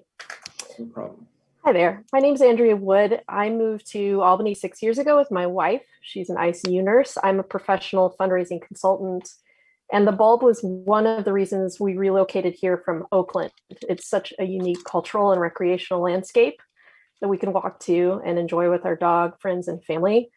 I just want to encourage the commissioners to recognize and enhance the bulb in the master plan. There are certainly investments in programming possible in the city-owned portions of the Albany bulb that don't require more effort than, say, replacing turf on a ball field or installing a new play field in an existing park. To date, the bulb has been quietly serving the community with minimal investment by the city, and I'm here to ask the commissioners to make sure this very special Albany Park space plays an important role in the long-term vision for our parks.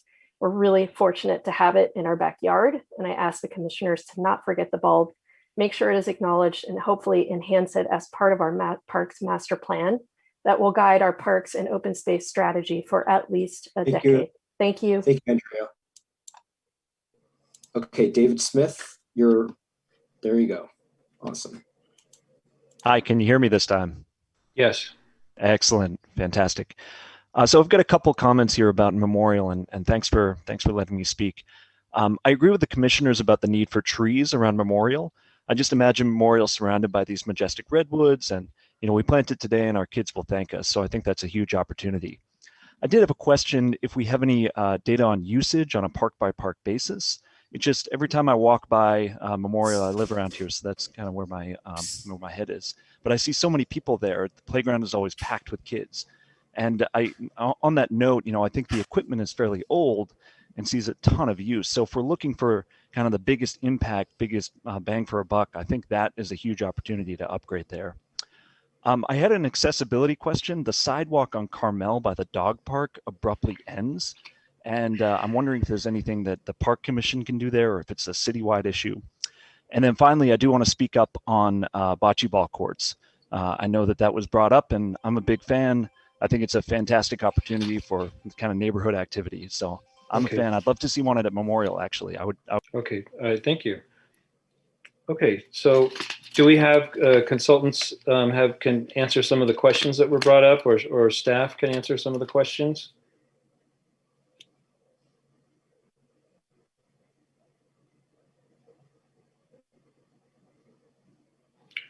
The questions I noted were for Prop 68, is it more of a focus or on big ticket or a spread around? What's the strategy there? And that's likely up for discussion, but I also wanted to mention for Kathy Ray, I think I'm not sure exactly what she was talking about, but I think she might want to get in touch with the city to find out about how to be connected to the CERT group. And I think that might be the connection that she's looking for. And then the sidewalk along Carmel by the dog park, if Isabel could address whose jurisdiction that is. Yes, we're actually, can you hear me? Yes. Okay, we're actually looking at that as part of the dog park improvements. Oh. Yes. How about the sidewalk along, what's that? Oh my gosh, the northern end of the park where it's all asphalt. Thousand Oaks? Thousand Oaks, yes. Yeah, no, we're not looking at that piece right now. Okay. Okay. And then as far as Prop 68, I think as you mentioned, Chair Martin, I think it's still up for discussion based on feedback we received from the commission. And then also, the dollar amount and whether or not we can, there's some criteria that we have to follow based on the grant, so that still needs to be explored further. And we should have more information for you on that at the next meeting. Okay, and So I can't see anybody. If somebody, maybe there's a view I can do that will help me with that. Yes, now I can see people. Okay, so thank you. And so we've heard from the public, we've heard from us. Any other quick comments from commissioners before we move on? Commissioner Frank, then Commissioner Beal, then Commissioner Abbott. Well, maybe it'd be helpful to get clarity on what this discussion should be, because I don't know if it should anyway. But one thing I wanted to sort of just give a +1 to was the gentleman who just spoke about Memorial, perhaps having a bocce ball field at Memorial. And I just want to clarify, I'm nothing against bocce ball. I love bocce ball. And I do think there are other spaces in Albany that could accommodate bocce ball. I'm just thinking right now, even like the Key Route median, like where can we draw people and use or put bocce ball in spaces that are underutilized and sort of get people there by putting something attractive like a bocce ball court there.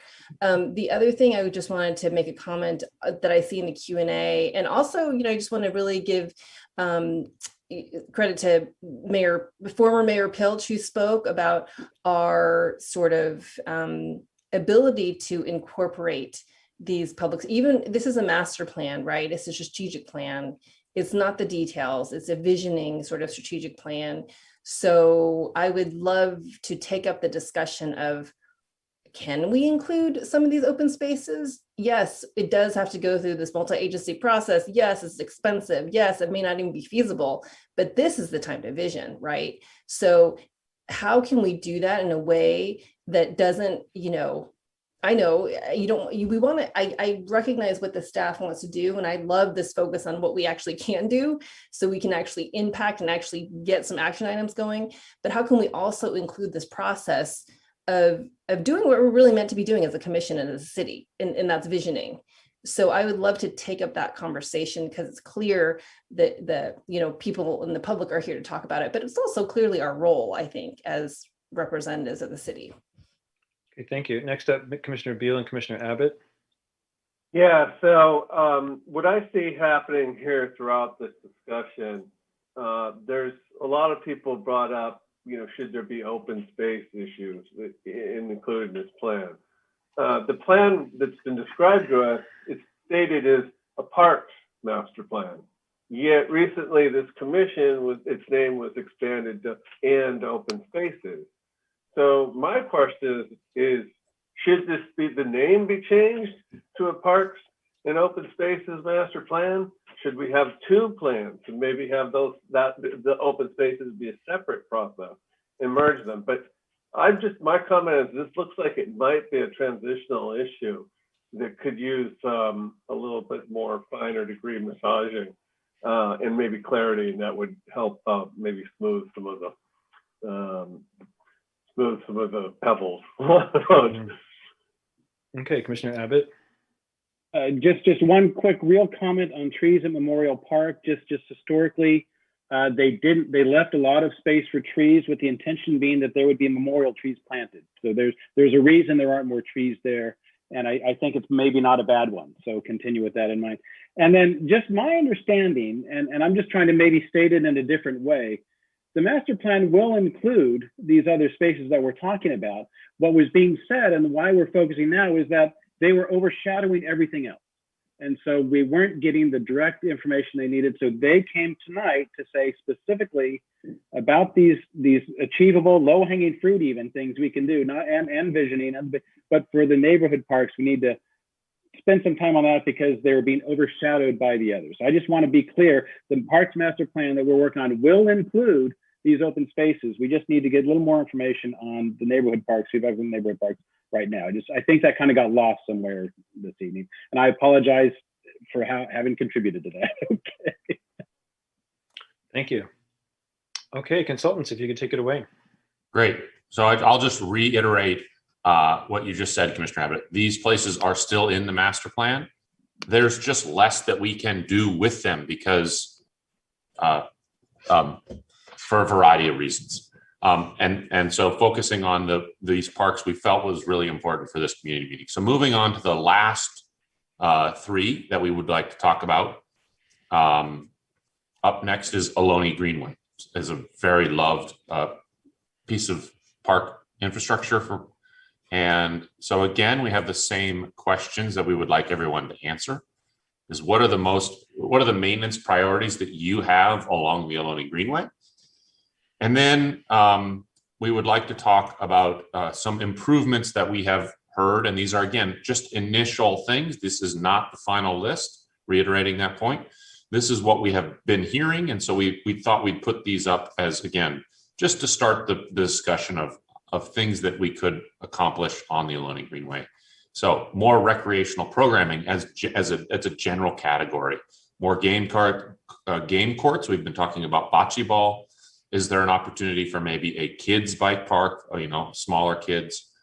Is there interest in the restrooms at Solano and Masonic? Should we entertain an idea about a dog park along the Ioloni Greenway?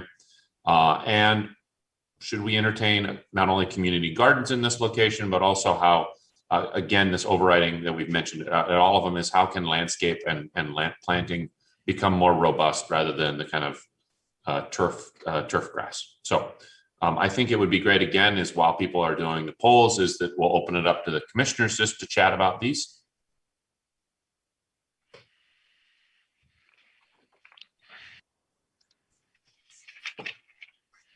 Okay, thank you. Let's see, we have Commissioner Abbott. Well, I'm just going to put in an early word for the restroom at Solano and Masonic. We have all kinds of needs for this.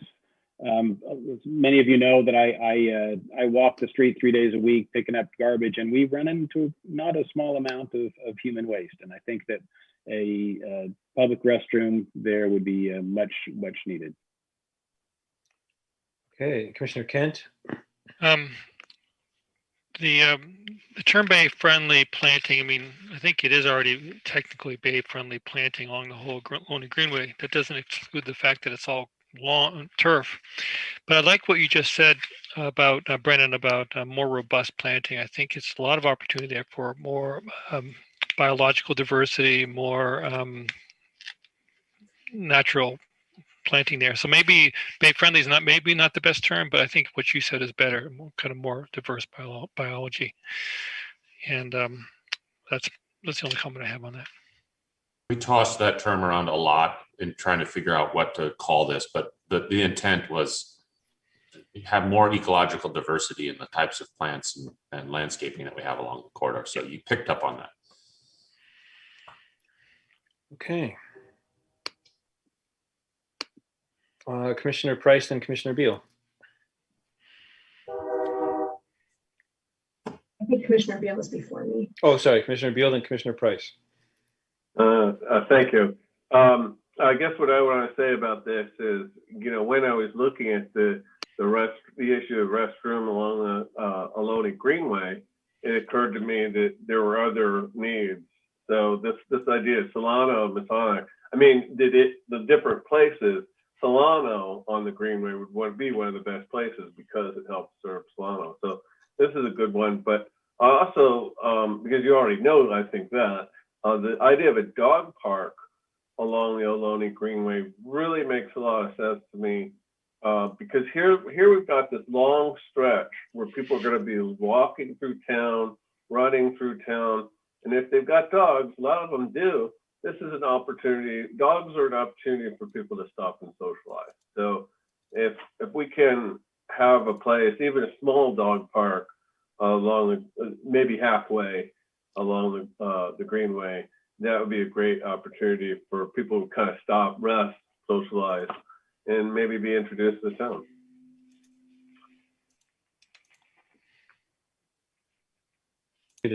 Commissioner Price, then Commissioner Frank.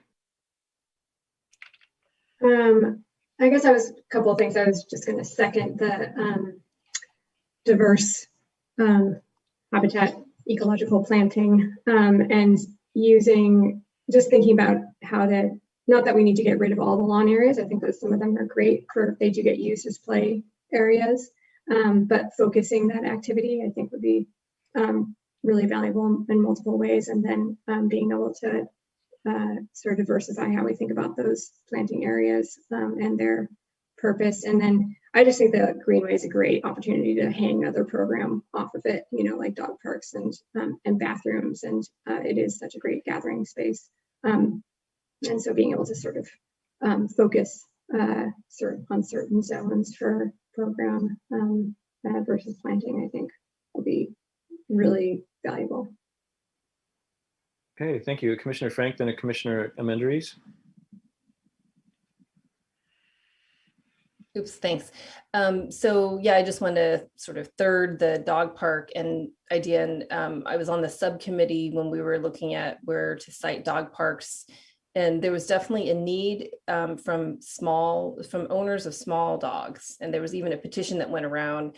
I don't know that that group has submitted anything to you all, the consultants, but I just want to make you aware of there's a group of dog owners that don't feel like the current dog parks are really well suited for their small dogs. So I think that's definitely something that I'd like to sort of put in your, just, you know, put on the list as something to consider. And then I also, you know, think, yes, definitely bocce ball or other kinds of games along that stretch would actually, I think, improve safety perhaps too, just because there'll be more people drawn. So I just want to echo that it seems like a great location. I have a question that you're showing Masonic, I'm assuming Ioloni Greenway, is the key route part of this consideration? No, okay, thank you. Okay, Commissioner Amenderies. Yeah, I just find this a hard one to prioritize. I feel like all of these are really great ideas for the Greenway, including more, even you know, workout equipment. And I think that the stretch that's sort of between Dartmouth and Santa Fe is a really nice wide. It sort of widens out, and there's like a few benches, and I think it's a really good, could be an opportunity for community gardens, dog park, etc. So I second that. Okay.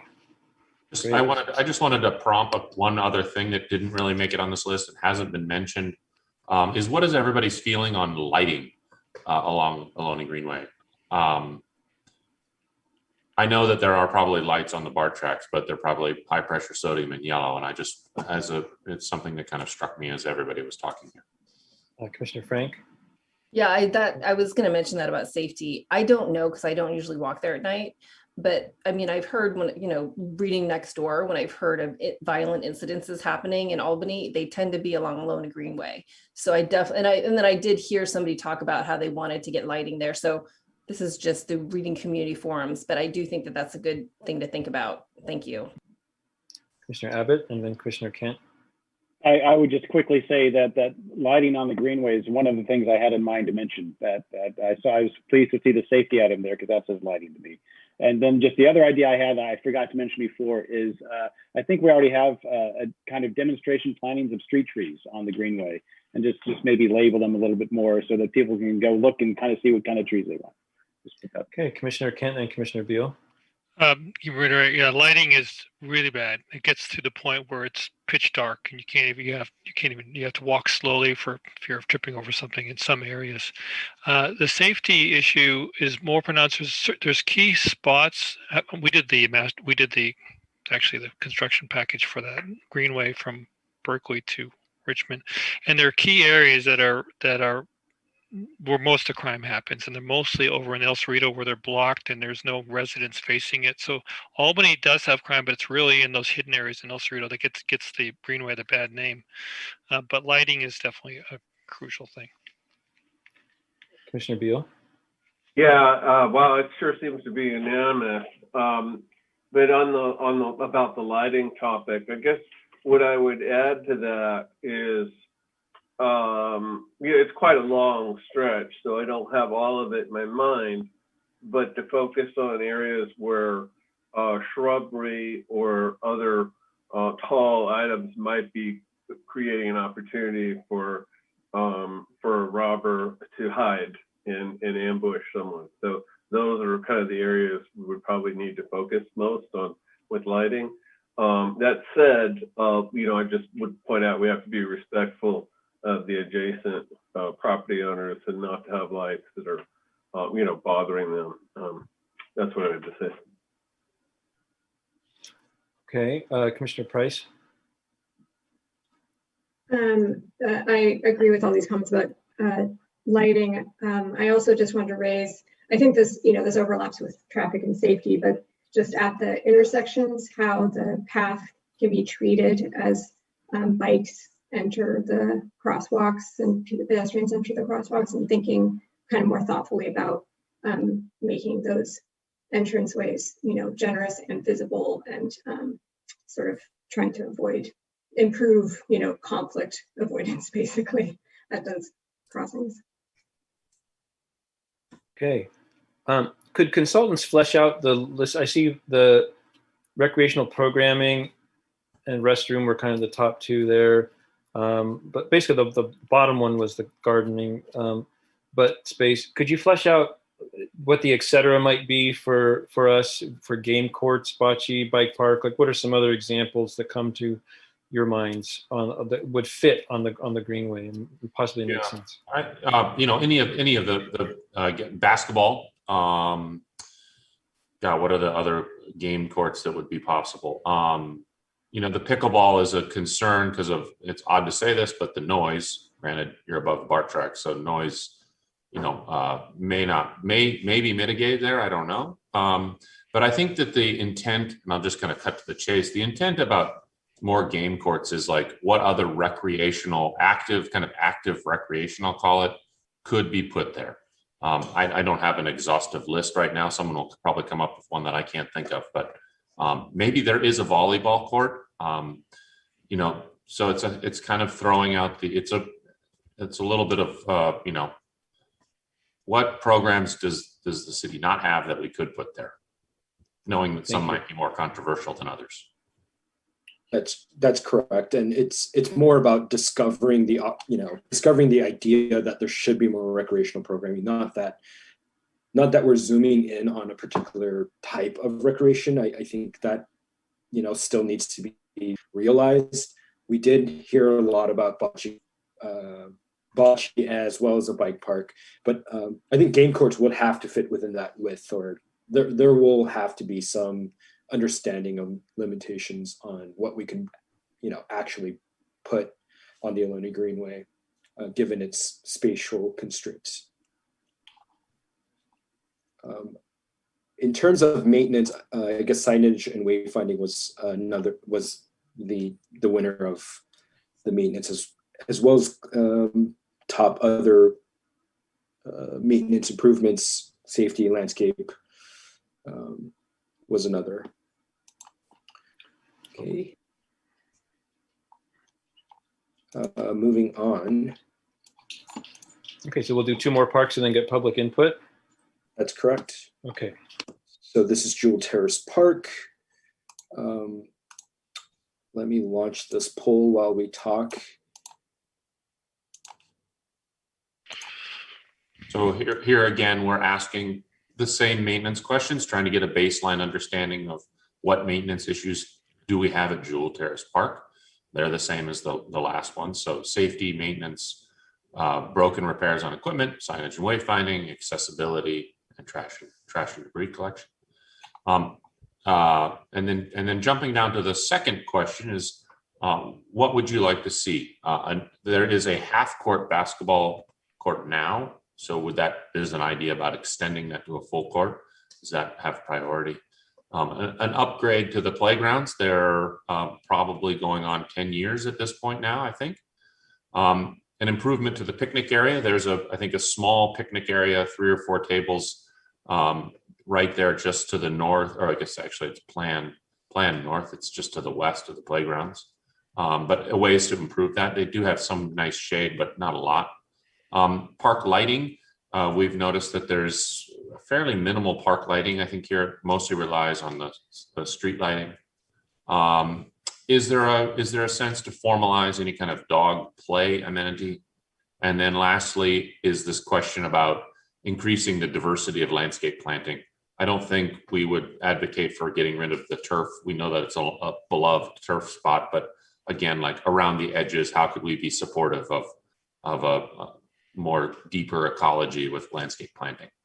So again, it'd be great to open it up to the commissioners for just your comments and kind of ideas, and as while people are filling out the poll here.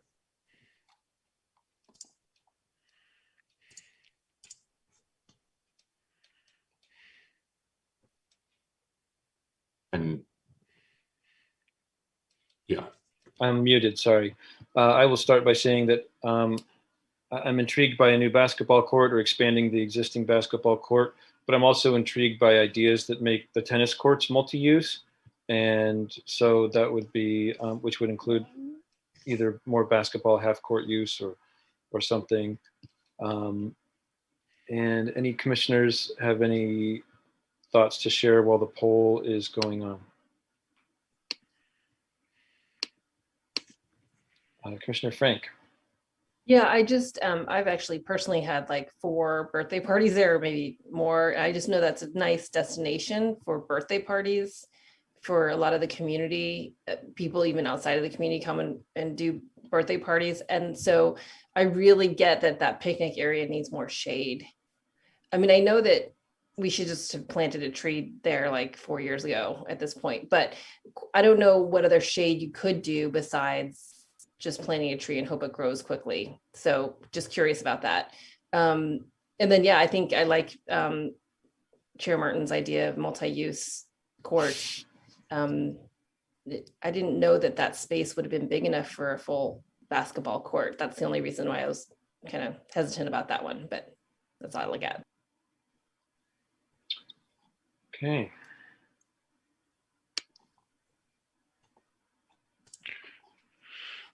Commissioner Kent.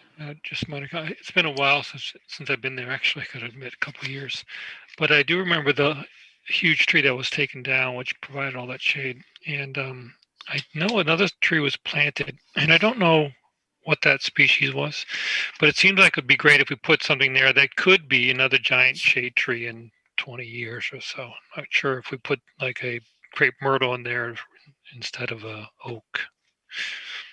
Just a consideration. I know like University of Davis, they have special places for heritage trees where they clear an area, expect the tree to become giant in the future. And what we often do in places is stick little trees in little spots. If we can provide a place for a big tree to grow big and mature, it'd be great. Okay, Commissioner Abbott. Just quickly a plug for playground equipment. As when we did remove that very large tree, it was providing a place structure. It was in the playground area, and at that time we promised we would replace it with something interesting for the kids to play on, and it hasn't happened yet. So I would like to see improvements to the playground equipment.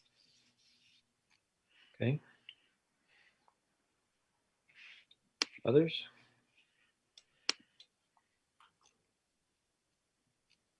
I have half who voted. We could end the poll if folks want to just vote quickly and we can look at the results. Or we could just end the poll. I haven't seen any new votes. Great, so sharing results here. Looks like there was a combination of signage, wayfinding, repairs on broken and missing equipment, landscape maintenance, and then it looks like the picnic area improvement got the most votes. Okay. Moving on, the smallest park. Did we see the results for the amenities? What was it? Oh, let me. Sorry. It was. I thought I said. Yeah. Picnic area was a shade. Oh, picnic area, sorry. Yes. What was number 2? Number 2 was. There's no close second here. I could share the results again. Oh, okay. I have to scroll down. Okay, I see. Yep. New basketball court. Basketball New court, and then landscaping. Okay, thank you. Okay, Dartmouth Tot Lot. The smallest, but maybe the most loved. Yeah, I think so. So Dartmouth has, we think at least three key topics that we've heard. Add or refurbish the benches that are existing there, There's an opportunity maybe to upgrade the playground, maybe the sand pit to keep the sand from coming out of the playground, which was a maintenance issue that we saw and talked to when we visited the site, and then perhaps an opportunity to refresh art and educational elements. If there's any other improvements that the public or the commissioners might add to that list, we'd like to hear it.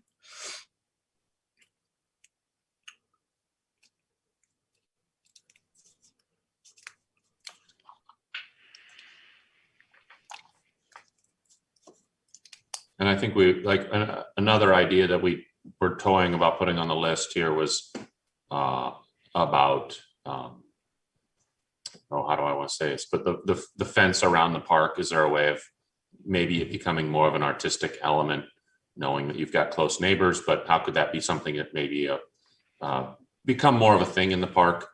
Was another thing that we talked about. But would love to hear other thoughts on how we can continue to make this spot really cherished. And we get comments from commissioners. I seem to recall that some neighbors painted that fence at one point and kind of got in trouble for it. So there may be what do you call it? That could be a good outlet for the city or the community to decorate something there. Commissioner Beal.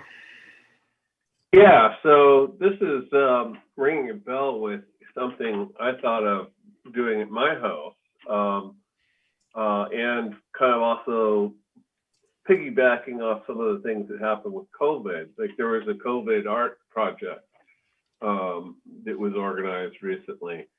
So what I have in mind is something where there's a wooden fence that students get an opportunity to design and have art sort of built into the fence. So an art carved fence that the younger students could then paint on, and it could be kind of a community art project. So something like that might be, you know, more of a, I guess, icing on the cake kind of variety of what maybe we could do with this park or perhaps some other park. But the idea of having a community project to build a fence that and the students are able to express their artistic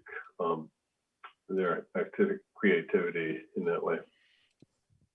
Okay.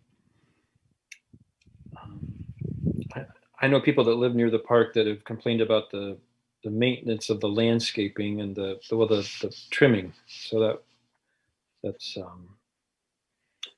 something there. Other comments. Commissioner Price. Yeah, I was just gonna, I guess, echo both of those. I live nearby, and I think the fence would be a great opportunity to make this sort of just a better feature for the neighborhood in general, even those people who don't directly use it. You know, it's a nice element, but I think visually it's a little lacking from the outside. And that includes sort of the plant maintenance as well sometimes. Yeah, so just echoing both of those. Okay. All right. So not seeing any other comments. Can we see the last seconds for the poll? People could chime in on the poll, and then we'll take a look at that.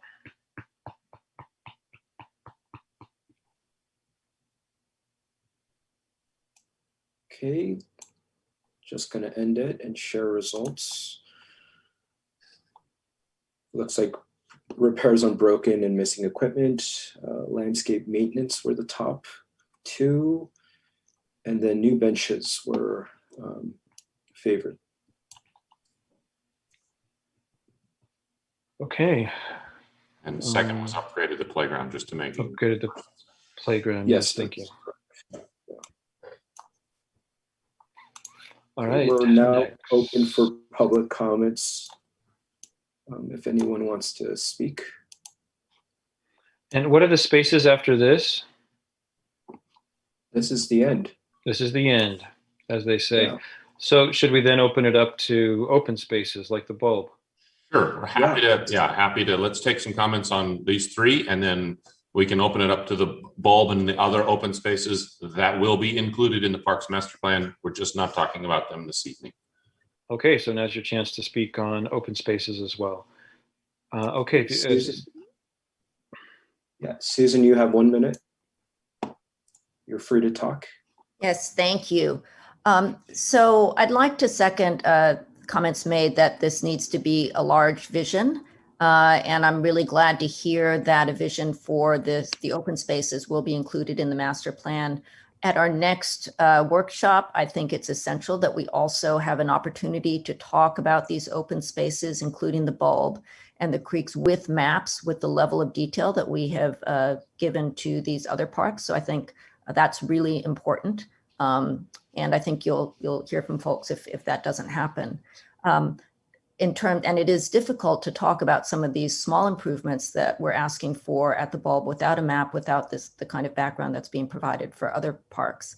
But providing some support and storage for stewardship at the bulb, because so much of the stewardship at the bulb is done by volunteers and local residents, the kind of thing that Commissioner Kent was saying that we need to encourage. We would like to see some of that storage and support for stewardship made available. The parking lot is poorly maintained. Sorry, your minute was up. Just let her finish. Yeah, okay, sure. Wrap it up. Yeah, and the Bay Trail connection, it needs to be addressed. And just to identify that there needs to be a planning process for the bulb and the open spaces in greater detail in the future. Thank you. Thank you. Okay. Nick? Yes, hi, thank you. I'll second Susan Moffitt's comments about having another meeting about other parks and open space in the bulbs. I also want to ask if the survey results are being saved and will be published. I think they should be. I want to second all the comments about making sure we have enough trees at all the parks, including the comment from Commissioner Kent about having places for significant trees. Finally, I think that all sides of Memorial Park should have real sidewalks completed, including the north side of Memorial Park. The mature trees there may need to be removed for this, but trees can be replanted and will grow again in their place. Thank you. Thank you. Okay. That's all of the public comments. That looks like the public comment. Oh, Amy. Amy's, you are free to talk. There, yeah, I just want to third Susan's comment about open spaces and trails, and really we need to speak about them in detail. Greenway bathroom with soap would be wonderful. Community gardens would be very helpful, be a nice use of space, better than just plain grass. Bocce or pétanque would fit really nicely. Pétanque's just the French form of bocce, basically. I agree with Commissioner Chang Frank about the more activity, the safer it's going to be for everybody. I do. When I work, I go early in the morning, and so it's pretty desolate. If there are people there exercising, that's helpful. Kids pump track, bike park on the Greenway would be perfect fit. That's where families ride anyway. Let the kids improve their skills and have fun, and then they'll ride their bike away. Thank you.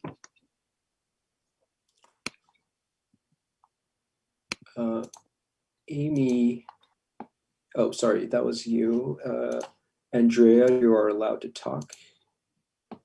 Thank you. As somebody who volunteers for 2 different organizations at the Albany Bulb, I second investing in more even simple infrastructure to just help local Albany residents and community members who want to hold programming and actively participate in maintenance, planting, and things like that, to have a little bit of an easier time out there accessing equipment. And I think it would actually encourage a lot more community participation and investment by even more citizens of Albany. Thank you. Okay, thank you.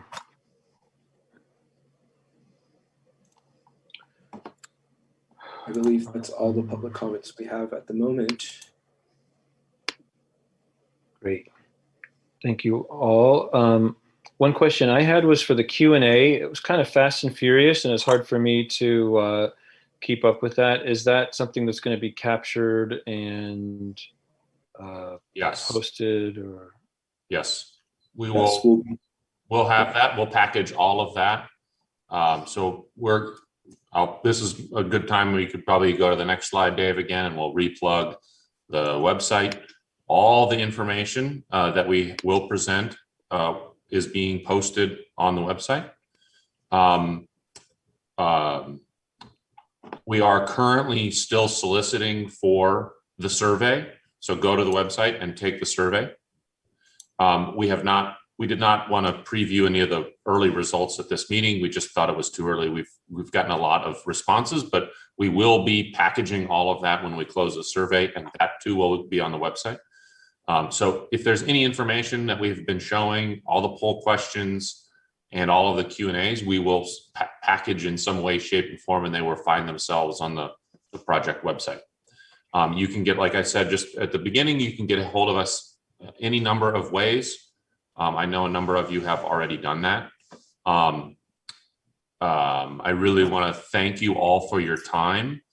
This I knew was going to be kind of a long meeting, but I didn't know any other way to kind of get through it other than just go park by park. So it's the kind of necessary evil of talking. You kind of have to, you have to talk about our parks. Last comments, it would be great to hear anything, any words, or and other than that, we can end this and go off into the evening. Okay, definitely. Thank you so much. And Commissioner Frank. Oh, sorry, I just had one question about when this survey was going to be closed. And also I wanted to add one idea about what we can add to Ioloni Greenway, which was suggested years ago by Shelley Putzer, which is ping pong tables, concrete ping pong tables. I just want to put it out there. But yeah, just curious about when the survey is going to be closed. So you're on the ping pong side of things, not the table tennis side of things? That's a joke. Whatever you call it. Whatever. A little bit. The survey will be open for the rest of July, right before we start evaluating, just to get a better sense of getting the numbers in. Was there a second question? Oh, that was the ping pong question. Okay. Okay. Then Commissioner Abbott and Commissioner Beal. I just took my hand down. I was just going to say, to be sure to the attendees, that if you were frustrated by only having a minute to talk or didn't feel like you got to say what you want to say, there are plenty of opportunities to submit your comments right through these websites and these phone numbers and things, and I encourage you to do so. And as well, another plug for the website, you can go on there, subscribe, give us your email address. We will give you all of the updates. And as well, you can submit your own comments that you think of tomorrow on the website as well. So really, please use that as a resource. We're working hard at doing that because we want it to be as transparent as possible. And Commissioner Beal. Yeah, I wanted to comment that throughout this, I think we need to have a few themes that sort of bind the whole plan together.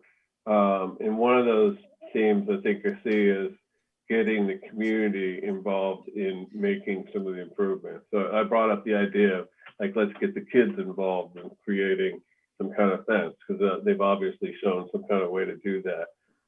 There's a theme here of trying to build social opportunities, places where people are going to get together, because obviously everyone's dying to get out. So along that line, I mentioned that this stage feature was something I really liked at Memorial Park. It would be nice to have a smaller version of something like that along the Greenway. I know there's these little tiny platforms, but they don't quite have everything. And also along those lines, solar panels where people could recharge their devices, and with little cost to us because we're producing our own energy, and that would help our carbon goals. So those are some of my thoughts, that throughout this process, we should look through for binding themes. And then also we need to recognize there's sort of this tension between the open spaces side of the house and the park side of the house. Both sides are really, I think, demanding a lot of attention. So those are my thoughts. Yeah, I would add that I think it's clear we need more public input on the open space side. Also, for example, Key Route Boulevard wasn't mentioned here, but it sounds like there's lots of ideas for Key Route that people weren't able to talk about today. Albany Hill Park, the bulb. So those are things that, can you talk a little bit about what the third workshop in August, what your vision is and for what it is and how we can incorporate those kind of spaces in it as well? Yeah, thank you for teeing that up perfectly. So workshop 3 will be the culmination of the community input portion of the master plan process. And what we're going to do now is kind of compile all of this information. We're going to end the survey at the end of July. We're going to have a lot more data and information. We're going to kind of go away and analyze all of this and read into it as much as we can. And I will prepare you now for workshop number 3. Will probably be a lengthy meeting as well, because we're gonna dive into kind of each park and open space and discuss the kind of issues. There will be some very applicable solutions that we will be coming to you with. For instance, like how might we reorganize a little bit of Ocean View to get bocce ball courts? And so there'll be very concrete examples of things that can go into the master plan and go into your work plan. And as also, well, some things will be more at a macro in a sense of, for instance, along the bulb or the creeks. We are not really at liberty to take design actions on those things, but there'll be kind of policy and steps that we think that this commission can take towards moving those along to becoming more realized projects within the city. So workshop 3 will be kind of the accumulation of all of this information, some very specific solutions to things, but also some more abstract thoughts about how we can continue to kind of keep this idea of open space in the master plan and move that forward, because we know we can't, those projects are bigger than this, frankly. Okay, thank you. And let's see, I see some of the questions. Someone says, will all the public comment letters be publicly shared online? I think the public comment letters that were shared before 5 p.m. have been shared online. Ones that are at other times, I don't know how that works. Yeah. Okay, well, thank you, consultants, for guiding us through that.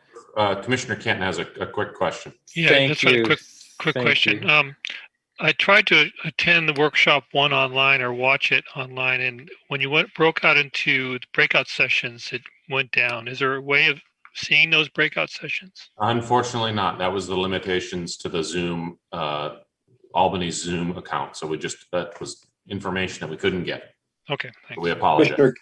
Commissioner Kent, we are collating some summaries for workshop number 1. So all of the comments and ideas that came from that workshop will be provided. I think we wanted to finish workshop number 2 as well to combine both of those summaries. So I can provide that to the commission. And what's the date again for workshop number 3? That was August 14th. August 14th. In person, Saturday. August 14th, Memorial Park. Yep. Okay. We're hoping to actually see people. Okay, great. Okay, thank you. Thank you. Yeah, that timeline, great. That is, people should mark their calendars.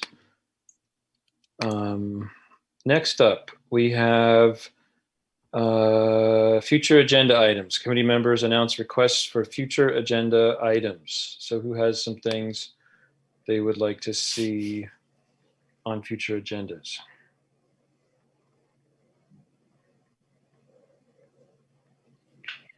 Do we want to make the CERT connection an agenda item? Do we want to talk about that just briefly or something? Would that be appropriate? Or maybe we decided that was going to be at staff level. I think that's what we decided on that one. So we maybe can ignore that. The other one was, it sounded like Commissioner Beal may have a report he wanted to offer on Greenway Restroom, and I don't know if he wanted to make that an agenda item coming up. Yeah, I'll say something about it next time if I have anything. Yeah, but at some point we should just have a slot for subcommittee reports, if any. Well, no, though they need to be agendized so people know which subcommittees are reporting. Right. So if you could communicate with Isabel if you have something to present or not. Okay. The next meeting September, so you got some time. Yeah. Sounds like a good plan. And I would also note that September, it sounds like, we've been asking for an update on the bulb and our jurisdiction, and it sounds like that's what Isabel has been able to work out with Mr. Bond. Is that correct?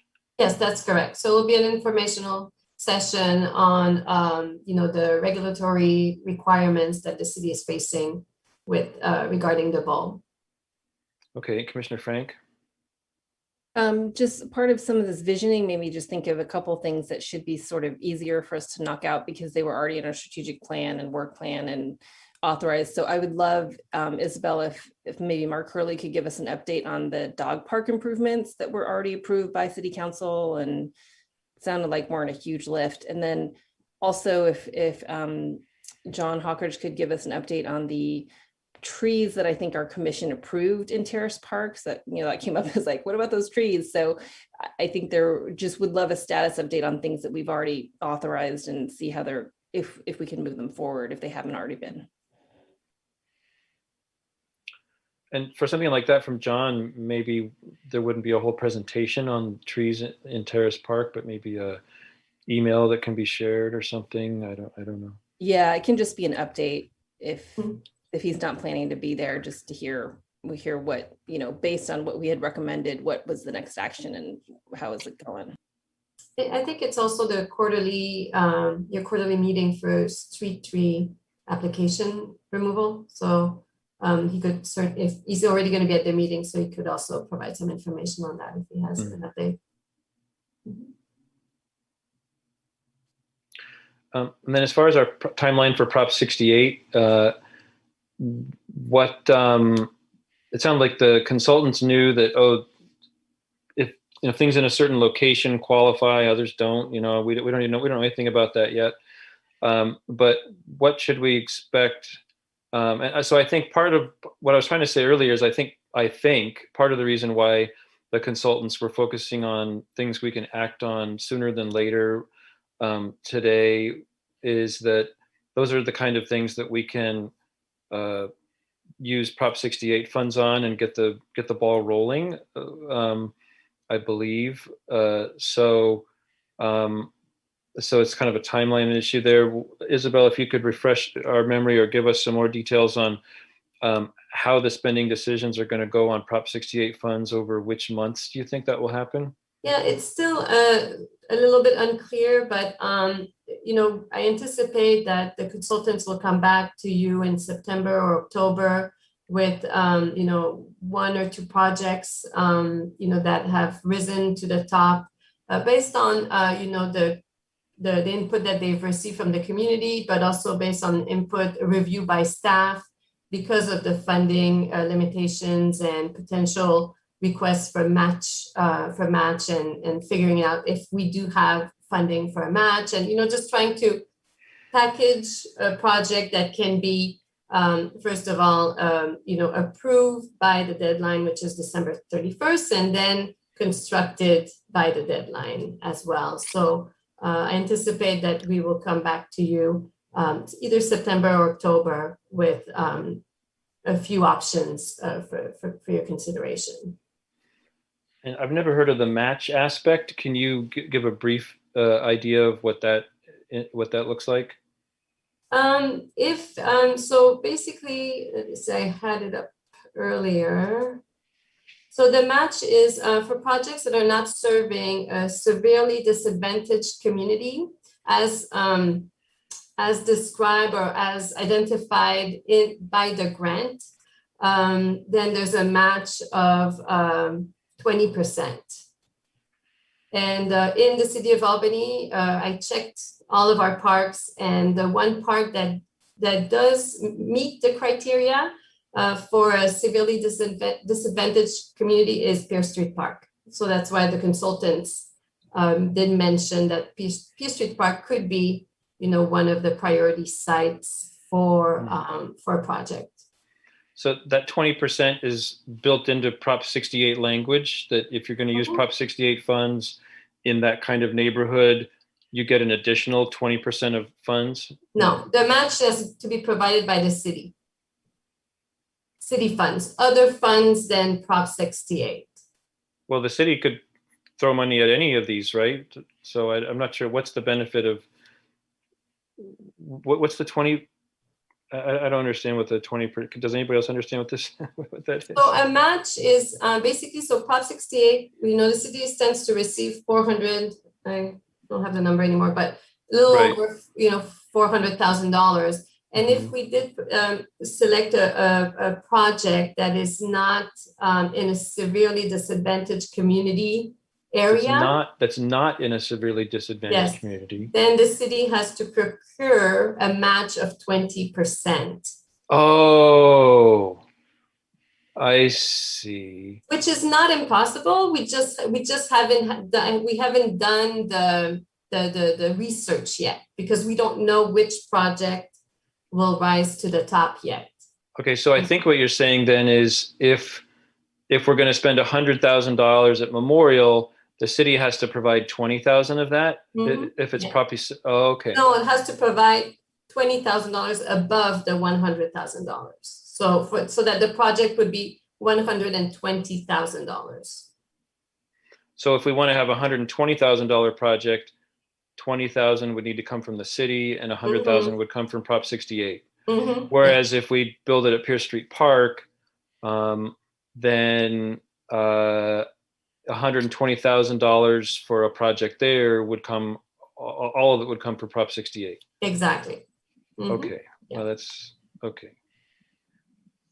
Would the bulb also qualify? Anyway, well, that's a whole other, but yes, that's good. We'll talk about that when it's an agenda item, which will come soon, because a decision needs to be made by December. Got it. Any other future? Yes, Commissioner Beal.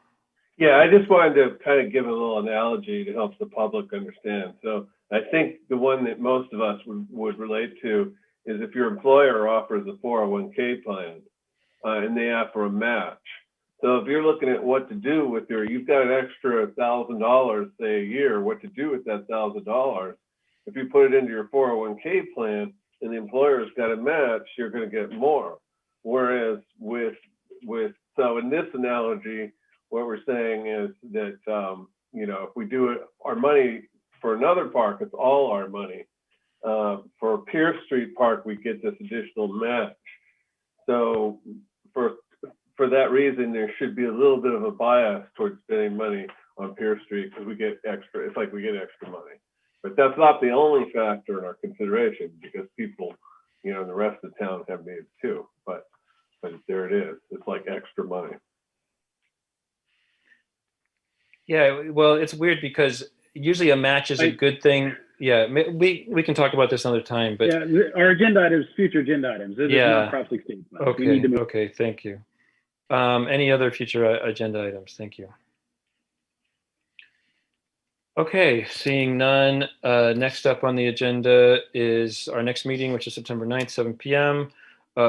But there's also the August workshop for the in-person at Memorial Park, August 14th, that's what they said. And I guess messages will go out. We don't know what time it is yet. And that's it for the meeting. Thank you all. Good night. Thanks, everybody. Good night.